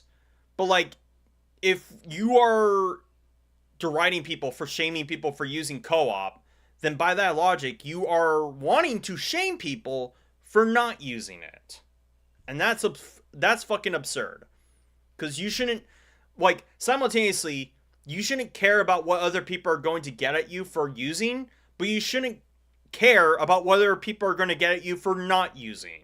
Because, like I said, the shaming has been shamefully normalised, and that's a shame. But no, of course there's no shame in playing Elden Ring co-op. And I can tell you, most people who do it aren't ashamed to be playing the game normally. It's not, the problem is, though, is that playing co-op in Elden Ring is not normal. It's an option. It's as normal as playing it not without co-op. Like, why are you trying to argue this in terms of normality? Because if we make the argument of normality, well, there's only one instance in Elden Ring where co-op is the thing, and that's the Radon Festival. Every other instance, there is no incentive, at least no direct incentive, to co-op. I could probably tell you there's probably more examples of incentivizing co-op in Dark Souls 2 with the Lucatiel spawns for the bosses. But that's an NPC summon. And it's just for the questline if you want to get her armor. And that's like at least 4 separate instances of which you have to summon her. Compared to the one in the Radon Festival. And even with the Radon Festival, you can still defeat Radon without summoning anybody. It's just obviously it's more pertinent to summon people because of the whole idea of like having a jolly festival of people wanting to kill Radon. It's the normal thing to do. It's fun. It's cool. It leads to fun and cool experiences. It can enhance... Well, what if it... Okay, he's leaning in the whole idea of like, oh, co-op is the ideal way with Elden Ring, with all these positive words. Well, what if it's boring? What if it becomes mundane? What if it makes the game trivial? Like, why are we lampooning the idea that co-op, by its very nature, is inherently positive? It's not. It's just an option. You can have a horrible time playing co-op with somebody. Game. It's nice to get help and give it in return, which I think is a big part of the entire point. I've got another video coming specifically about that, but to say it now, I fully believe co-op is part of the very heart of the Soulsborne series. I don't know how you would believe that. I mean, I guess you're going to use like Solera as an example, which again is an option. It's an option. It's not the fundamental idea behind the game, because you can also do the Nito Covenant, you can do the Dark Moon Covenant. Like, Solera is not the be all end all or overarching thing. Like, I think you've let the memes of like Jolly Cooperation get to your head that all the Soulsborne games are about that, when it's just merely something you can do. Like, Night Rain is the only game that I would be more on the side of, yeah, that is a game about cooperation, but that is by its design of having 3 people jump into an area and have to essentially tangle with all the monsters in a limited amount of time. And, you know, since I already mentioned that cooperation is not inherently positive, you can have some absolutely fucking horrible runs playing Night Rain with 2 dumbasses who couldn't tell their ass from a hole in the ground. Okay? Like, they don't know what the fuck they're doing, and you're the only one that has any semblance. Or maybe you're the fucking dipshit who has no idea what they're doing, and the other 2 people are just having to, you know, drag your fucking sorry ass along this, like, flat tire against a 2-wheeled bicycle. Like, it's not inherently positive nor negative. It's completely neutral, as it should be. I trust From Software enough to trust that if they didn't want you to use something, it would not put that thing in a game. Bloodborne... Okay, but something that you can use in a game is also not necessarily them saying that you should use this all the fucking time. Okay? Like, by this very logic, I should have just literally used every single item given to me in Lies of P. And I didn't use every single item given to me in Lies of P because there were just some items that I preferred over others. I didn't really use a lot of the throwing items other than the, oh, fuck, what are they called? The big giant, oh my god, I can't remember what it is, but it was a really good throwing items for, like, breaking a boss into a stagger position. One is a fantastic example of this. When they wanted to make a game about quick aggressive combat in which turtling up behind a shield wasn't the way to play, they designed a game accordingly. Okay, but you can still beat the game without summoning somebody. So clearly, given that it's an option, does not mean that the game is catering towards the idea of co-op all the time, just because it's there as an option. Like, yes, Bloodborne did encourage more aggressive and less defensive playstyles by the mechanics of the rally system, and the fact that shields, the 3 or so shields you can find in the game, are absolute balls. I agree. But just something that is in a game that you can use is not by its extension an intentional part of how you should play the game every single time. I think it'd be very boring to play every single run of Elden Ring or Dark Souls with a co-op buddy all the time. Rally system lets you recuperate lost health by quickly dealing damage back out, and the slow healing animation of previous games was replaced by a sub-second HP injection. They made use of a firearm to parry attacks, an essential component of combat, and most importantly of all, they took the shields out. Well, yeah, and again, all this is fairly salient. But again, having the option to summon somebody is not the game saying that you should summon all the fucking time. It's just something that is there as, hey, look at me. You can do this if you want. You know, not going to shame you if you don't. But I'm here. Not all of them. Bloodborne actually gives you an extremely terrible shield as a borderline joke item with a description that all but tells you that you're not gonna get away with putting an indomitable slab of iron between you and the enemies and jabbing at the world with a long pointy stick. Okay, yeah. I mean, I guess it's kind of weird that they even, like, allow you to use the shield if they don't want you to use it. But, I mean, this is, like, something that I would expect, H-Bomber guy to bring up, because I think he mentioned this in his defense of Dark Souls 2. It does this near the very beginning of the game as well, because the people what made it know what they're doing. You know what? And not to mention, like, imagine if somebody were able to beat Bloodborne using the shield. Does that mean that that was the intention of the developers? Like, I wonder if he'd be doing that, or he would clarify that as a self-imposed challenge. I wonder.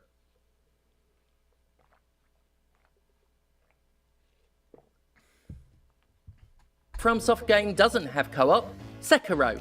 See? The devs don't just idly toss entire gameplay systems in on a... Okay, but just because Sekiro doesn't have co-op does not mean that every Soulsborne that has co-op means that you should play co-op all the time. Do you understand this? Like, Lies of P would, by that same logic, be like Sekiro, other than the fact that you can summon specters. But as far as I'm aware, the specters were worthless. They don't really do that much for you. They're just a temporary distraction against the boss. Like, most of the bosses in Lies of P can be dealt with without the specter summon. But hey, you know, I guess, you know, if I don't summon a specter every single time in Lies of P, that therefore I'm not playing the game correctly, even though the specter summon was ass anyway. Whim, if it's not meant to be part of the experience, it doesn't go in. Same for any spell, weapon, or gimmick you can think of. Sure, mistakes get made and some items are legitimately OP. Oh, really now? You're saying this now, after trying to make the defense. Now you're clarifying that that the developers can sometimes make mistakes with certain items. Wow! I'm glad you added that after, what, nearly 20 minutes of you waffling about people not wanting to use an item because it's possibly, maybe, overpowered? Holy fucking shit! Elden Ring patched the Mimic's tier for this... Mimic tier. Mimic tier. Why are you pluralizing it? Why are you pluralizing it? It's Mimic tier. Mimic tier. Just the fact that you say Mimic's tier kind of makes me think that you're a fucking tourist for Elden Ring. Just by the fact that either that or you're just comically fucking too lazy to redraft this out, to just not pluralize it. Jesus Christ. Very reason, because that's what they do when something goes against the intended spirit of the thing. They make changes so that it doesn't. It's very... Okay then. Then you understand why people were against using the Mimic tier, right? Because it was overpowered. And that you don't have, you don't have to use the Mimic tier to even beat the game anyway. It just makes the game incredibly trivial. If you do. Because even with them nerfing it, it was still incredibly overpowered. My guy. Telling that a number of bosses in Elden Ring look like they were quite pointedly designed to be fought cooperatively. That doesn't... And you know, talking about design, like in design intentionality, it took them like 2 or 3 years until they patched in the ability to use Torrent to fight the Elden Beast. I wonder if Jim Sterling would have anything to say about the people who fought the Elden Beast without using Torrent. Even though all signs point to the idea that you should have been able to use the Spirit Steed to move around faster and close the distance, considering how big and how, like, wide scale the Elden Beast attacks are. Even though they only changed that, like, 2 years after the game came out.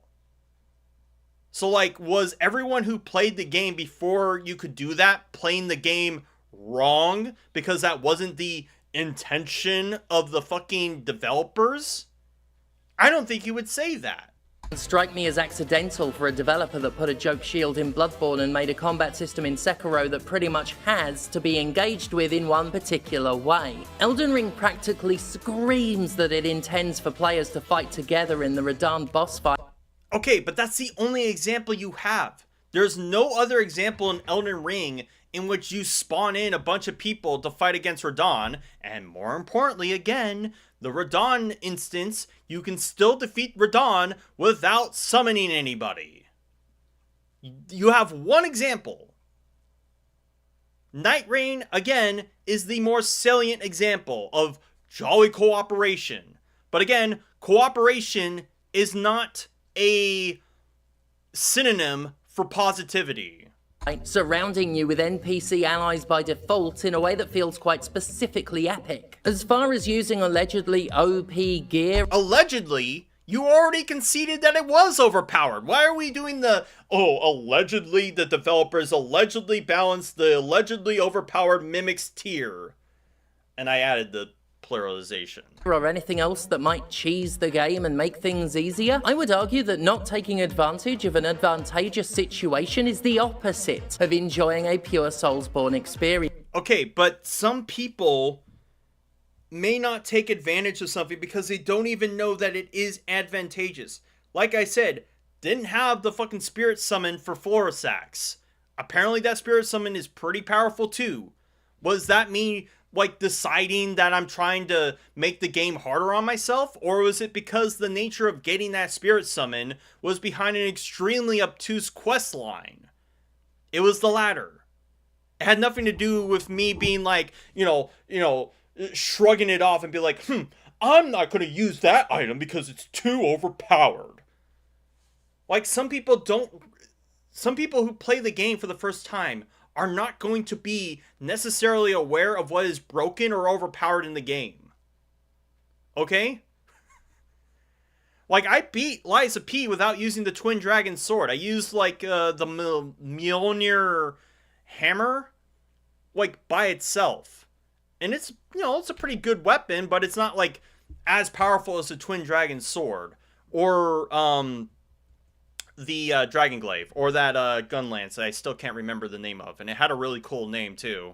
Sorry, but these are punishing games that exploit any mistake you make. They take place in merciless worlds where enemies ambush you, trap. Well, I mean, you're saying this, it seems like all of this is a refutation of the idea of using co-op.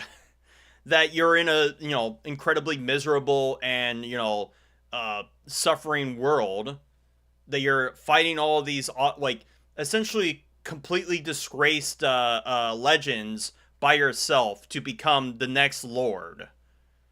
I don't know. It seems like it's more of a refutation of the opposite of what you've tried to claim, but who knows? Troll the shit out of you and mimics exist. At what point does the game encourage you to fight fair? I know the microscopic attention span of pop culture has eradicated Game of Thrones from public consciousness, but I warn you, forget its lessons of putting honor before reason at your... Okay, I don't know why we're invoking Game of Thrones of all things in terms of, video games. Video games are inherently meritocratic where you do want to take advantage of certain things that the game gives out to you. But that also doesn't mean that there can't be things in the game that you just know from using them enough times that are just inherently broken. And that they might need a little bit of a balance change. And that it doesn't really behoove the game to keep them the way they are. Lies of P had the Aegis. It was a prosthetic attachment. The Aegis had a bug where you could get perfect deflections if you deploy it and then press the deflect button. Just spam the deflect button. They patched that out. Because that was clearly not intentional. But it was obviously overpowered because that means you can just perfect parry every single attack and immediately put a boss into a staggered state and take essentially no damage in turn. That was clearly not the intention. And I used the Aegis, and I didn't know that you could do that. Was that me, imposing a challenge on myself? No, it was just, I didn't know that you could do that. And I just liked using the Aegis as, this nice shield thing. I don't know. I'm losing track of what this dude's trying to say, which is usually the case with a lot of Jim Sterling videos, where it just feels like I'm just arguing against 2 or 3 different Jim Sterlings at once, or 3 Stephanie Sterlings. I'm like fighting a fucking chimera with a blade that, well, clearly was overpowered. Peril. You don't fight with honor. No. He did.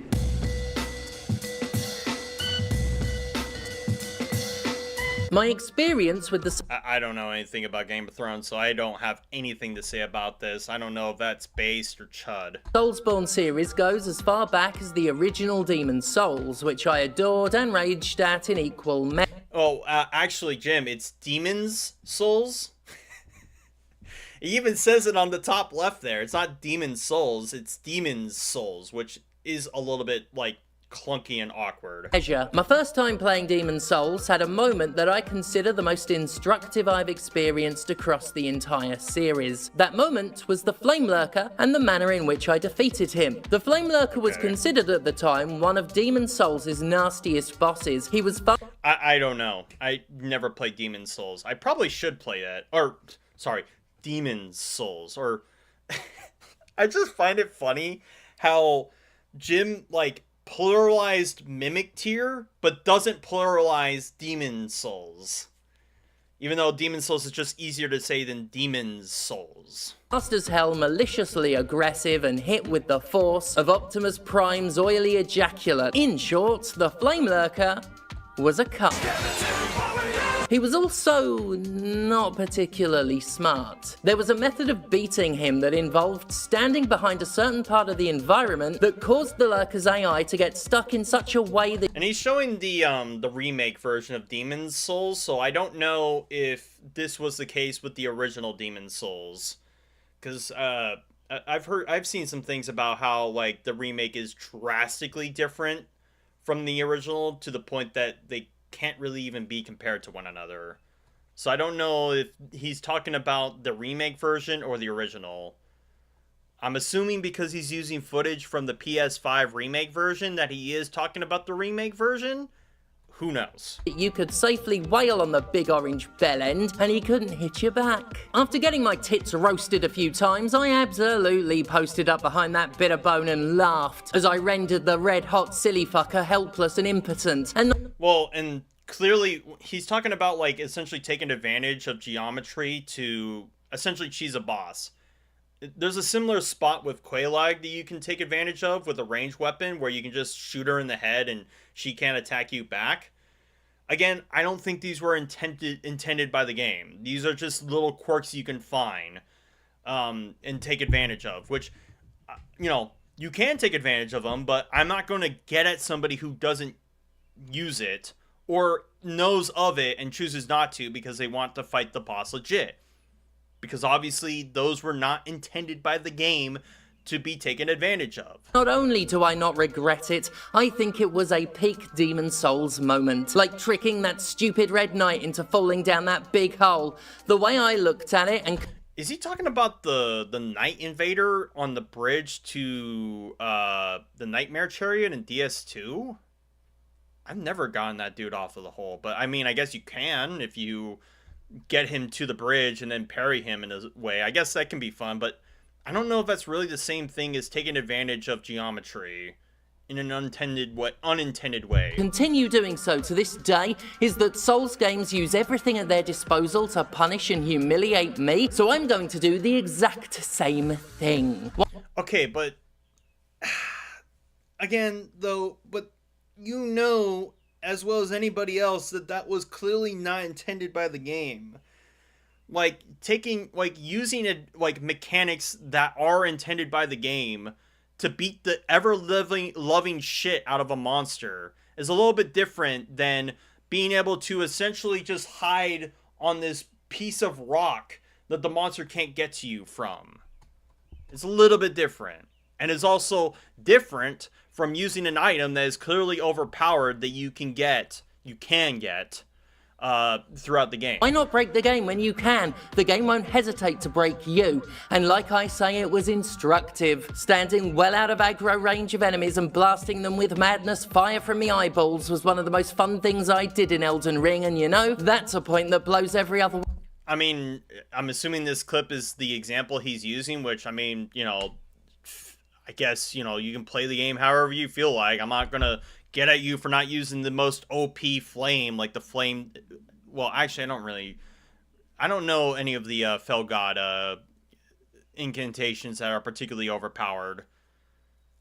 Again, it's a little bit, again, he's splitting hairs on the comparisons again. One out of the water, isn't it? Are you having fun with the video game you bought? Then no matter what you're doing, you aren't playing it wrong. The overall point is to be entertained, and that's true of all, but so... Okay, but, well, if it's about entertainment, then I don't know if it's necessarily entertaining to watch somebody who is bitching and moaning because they don't want to learn anything about the game and just hope that the game will just be cheese for them. Bringing back DSP again, he played DS2 during the very early stages of the game, and he came across Lightning Spear. And Lightning Spear, in the base game of Dark Souls 2 without any patches, was insanely busted. Did a shit ton of damage, had a shit ton of uses, and I think you could buy at least 3 of them from Stelia, or I forget the name of that NPC merchant. And, he did this whole thing of like, oh, dick lightning, and all that, and it was really fucking insufferable and cringe. And then the developers patched it. They nerfed it. Now, it was their intention to nerf it, but then they over-nerfed it to the point that it's basically useless. Clearly not their intention. They were just trying to reduce the amount of damage it could deal. But that's a point where, like, obviously DSP was just essentially using a cheese strat, like, because of the way that, Lightning Spear was balanced at that time. Like, I feel like he was kind of cheating himself out of the experience by doing that. And he knows it, because DSP would have, absolutely sucked at the game past that point anyway. Some highly specific games that have a distinct alternative motive. Okay, and that... Oh, Jesus, text is so annoying. The part about not seeing your experiences as the default ones. Well, isn't this kind of like what you're doing right now, where you're seeing people who play the game hardcore and you're saying that they're doing a self-imposed challenge, they're not really playing the game? Isn't that you projecting what you... projecting that you're not seeing your experience of the game as the way that you see it? That your experience should be the default one? I need to get more water. My voice is cracking out. So once again, going to be a little bit AFK, and I'll be right back.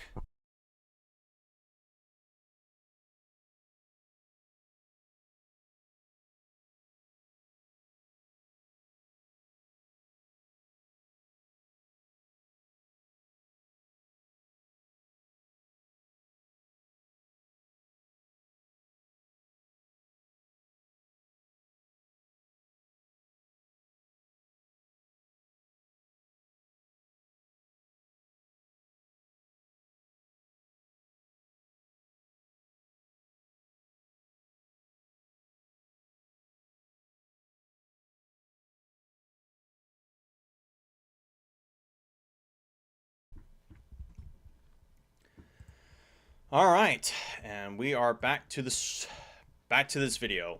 Got 5 more minutes, and it's already been 2 hours. Jesus, I expected I was going to cover this for a long while, but what can you do, right? It's the height of arrogance to assume that the way any single one of you plays games is the only real way to play them.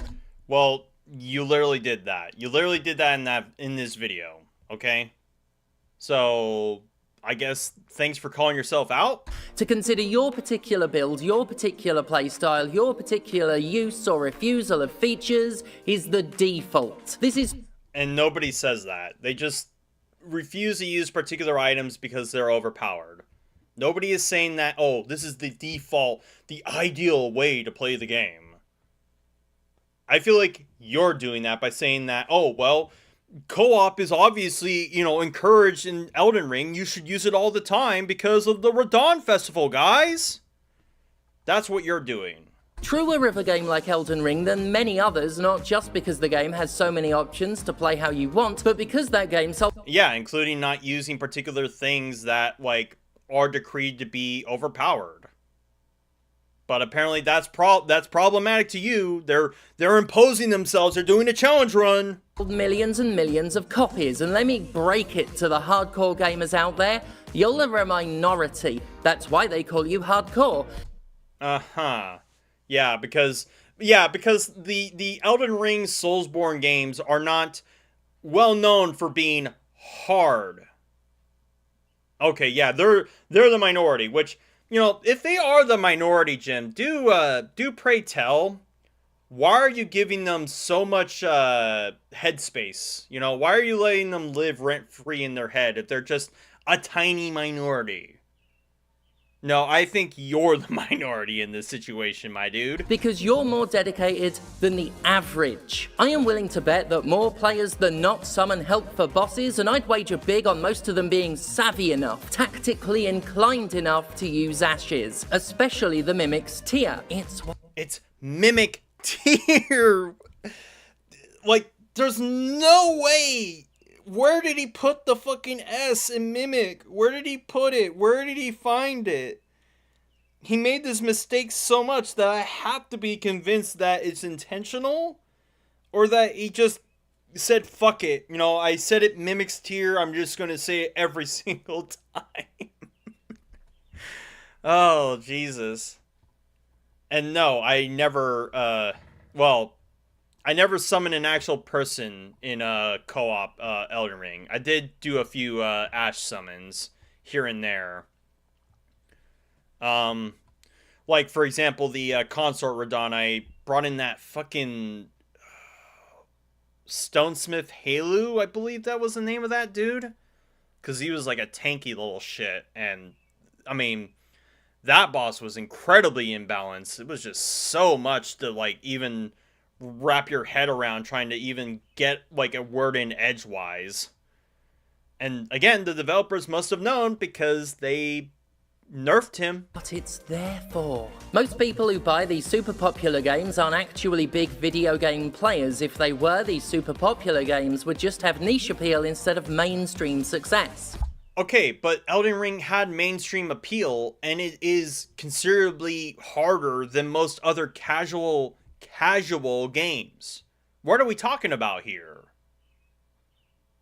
Again, this isn't just an appeal to popularity that, we need to make all these games easier. You need to have co-op. You need to have all these overpowered weapons so that, the casual audiences, the normies will play this game that sold like fucking hotcakes already. I've always hung out with people who don't play very many video games, so I can certainly speak with more authority than those who spend all their time with other gamers. Well, it sounds like to me that if you're hanging out with a bunch of people who don't really play video games, then those people don't really have an authority on as to how a game should be played.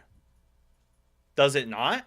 The casual player is, by our standards, really bad at video games. They buy a very tiny number of games a year, and don't spend all day every day on them. In fact, those capital G gamers who sneer at games journalists for being bad at games are...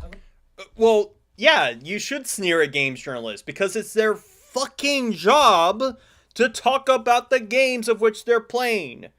I don't know why you're pulling up this clip, this notorious clip, by Dean Takahashi, self-proclaimed games journalist, fucking up something as simple as the literal tutorial for Cuphead. This is not a matter of him using an overpowered item in the game. It's him failing to understand the most basic, fundamental aspect of playing this game. Yes, you should make fun of game journalists who don't know how to play the fucking game. Especially of those who argue for an easy mode, because They're just trying to cater to themselves so that they can complete the game faster, make some half-assed fucking review about it, and then move on to the next game. Only really highlighting how much they lack a social frame of reference. Most game journos are at least above average, if we're doing actual averages. Well, apparently not. If all of them are arguing for an easy mode, and that you shouldn't shame people for using co-op in Elden Ring if they're purely doing it for the sake of just trying to breeze through the game. Or the example of the clip you're just bringing up, which is fucking crazy, man. Because the casual player, the mainstream player, the player that vastly outnumbers the good gatekeepers, that player is way less practiced, way less skilled. Oh, I'm fire. I mean, that's fine. You know, that's fine if they're way less practiced, way less skilled. That doesn't mean that we should lower the bar for them. I don't get this. Like, if somebody buys Elden Ring and wants to play it, and they have never played a Soulsborne game, they're just kind of going through the motions on it, but they're still enjoying it, then great, more power to them. It's a little bit of a different issue if they are taking advantage of certain things that are overpowered in the game, and then, you know, trying to snidely, you know, condescend other people who mention that the items that of which they are using are incredibly overpowered, like you are currently doing. Two now. I'm on fire. I reckon if I can take down one of these slugs, I'll be good for the fire giant. There we are. That's... You're well versed. There's a reason for a lot of video games having tutorials that still show you how to look up, down, left, and right. I've seen casual players with... Okay, but like a tutorial teaching you the basic mechanics is not the same as a game having the option to do something and choosing not to do it, or choosing to over rely on it. Well, you do understand that, right? Like, somebody choosing to shuffle their way into Resident Evil 2 is not the same as somebody who chooses to summon for every single encounter in Elden Ring or Dark Souls. With interest in only 1 or 2 games a year struggle with the language of video game controls. And it's perfectly okay. They don't care. They're having fun. Okay. I mean, great that they don't care and they're having fun. But obviously you care about what other people's opinions on those people having fun are. Because you clearly have a lot of insecurities about your ability to play these games. If it matters that much. If these normies don't know what other people think about the way they play games, then why should it bother? Like, why should it matter that these people have these opinions in the first place? They're not talking to one another. They're in their own little islands. You do understand that, right? That you can't tell me that, oh, it's such a problem that people have these opinions about normie gamers, and yet they're just outside on a different spectrum. Like, they just have walls between them. So it doesn't matter. Outside of the really, really little world of hardcore gaming, people are putting games on easy mode, using the most OP stuff they can find and getting help on co-op without giving it so much as a second thought. Because how they're doing things... I mean, cool. Again, great for them if that's the experience they want to have. It's a little bit different, again, if they play that and act like as if they've had the exact same experience as somebody who plays the game hardcore or does a particular build and chooses not to use items that are clearly overpowered. A little bit different, my dude. And then trying to say it as though the experiences are the same. They're not the same. Somebody playing a game casually and hardcore are going to be inexorably different. And neither of them are playing the game wrong, just so we're clear on this. But you do understand why some people are going to scoff at the notion of somebody using the Mimic Tier and then, you know, gain particularly insecure about the fact that they use that, knowing that it's overpowered. This doesn't actually matter to them. Certainly not as much as it seems to for a niche group of people who've decided their niche way of playing is the default experience. And again, this argument again, nobody is saying that their niche way of playing a game is a default experience. It's just there are certain items, there are certain mechanics that they choose not to use because that's not the way they want to play. And that suggesting that you should be using these items is you trying to project how you think other people should play the fucking game, okay?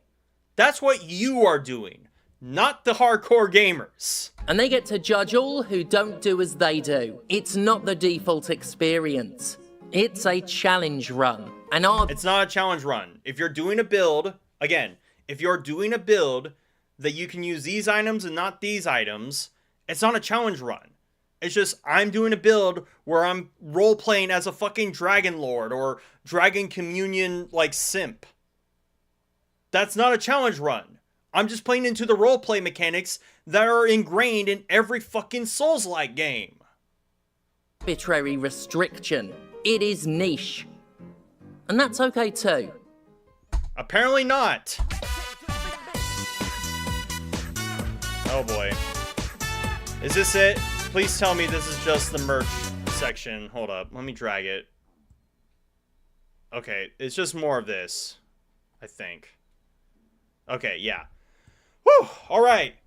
That is it. And once again, just another display of Jim just talking out of both sides of his ass, as usual. As I've come to expect of Jim Sterling as of late. But with that in mind, that is it for me covering this video. And considering how long it is, I am getting hungry and I need to go use the bathroom after all this drinking. So I think that's going to be it for this stream. And I'm actually kind of impressed that it took me this long to cover, like, not even 25 minutes or 22 minutes of this video in, like, over 2 hours. But like I said, I am a React Andy, like, at least a better React Andy than certain other people.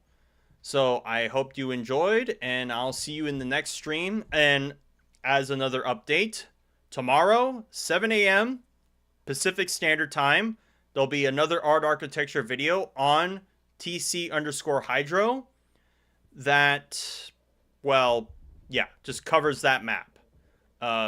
Tomorrow on Monday. So hope to see you there if this stream wasn't to your liking.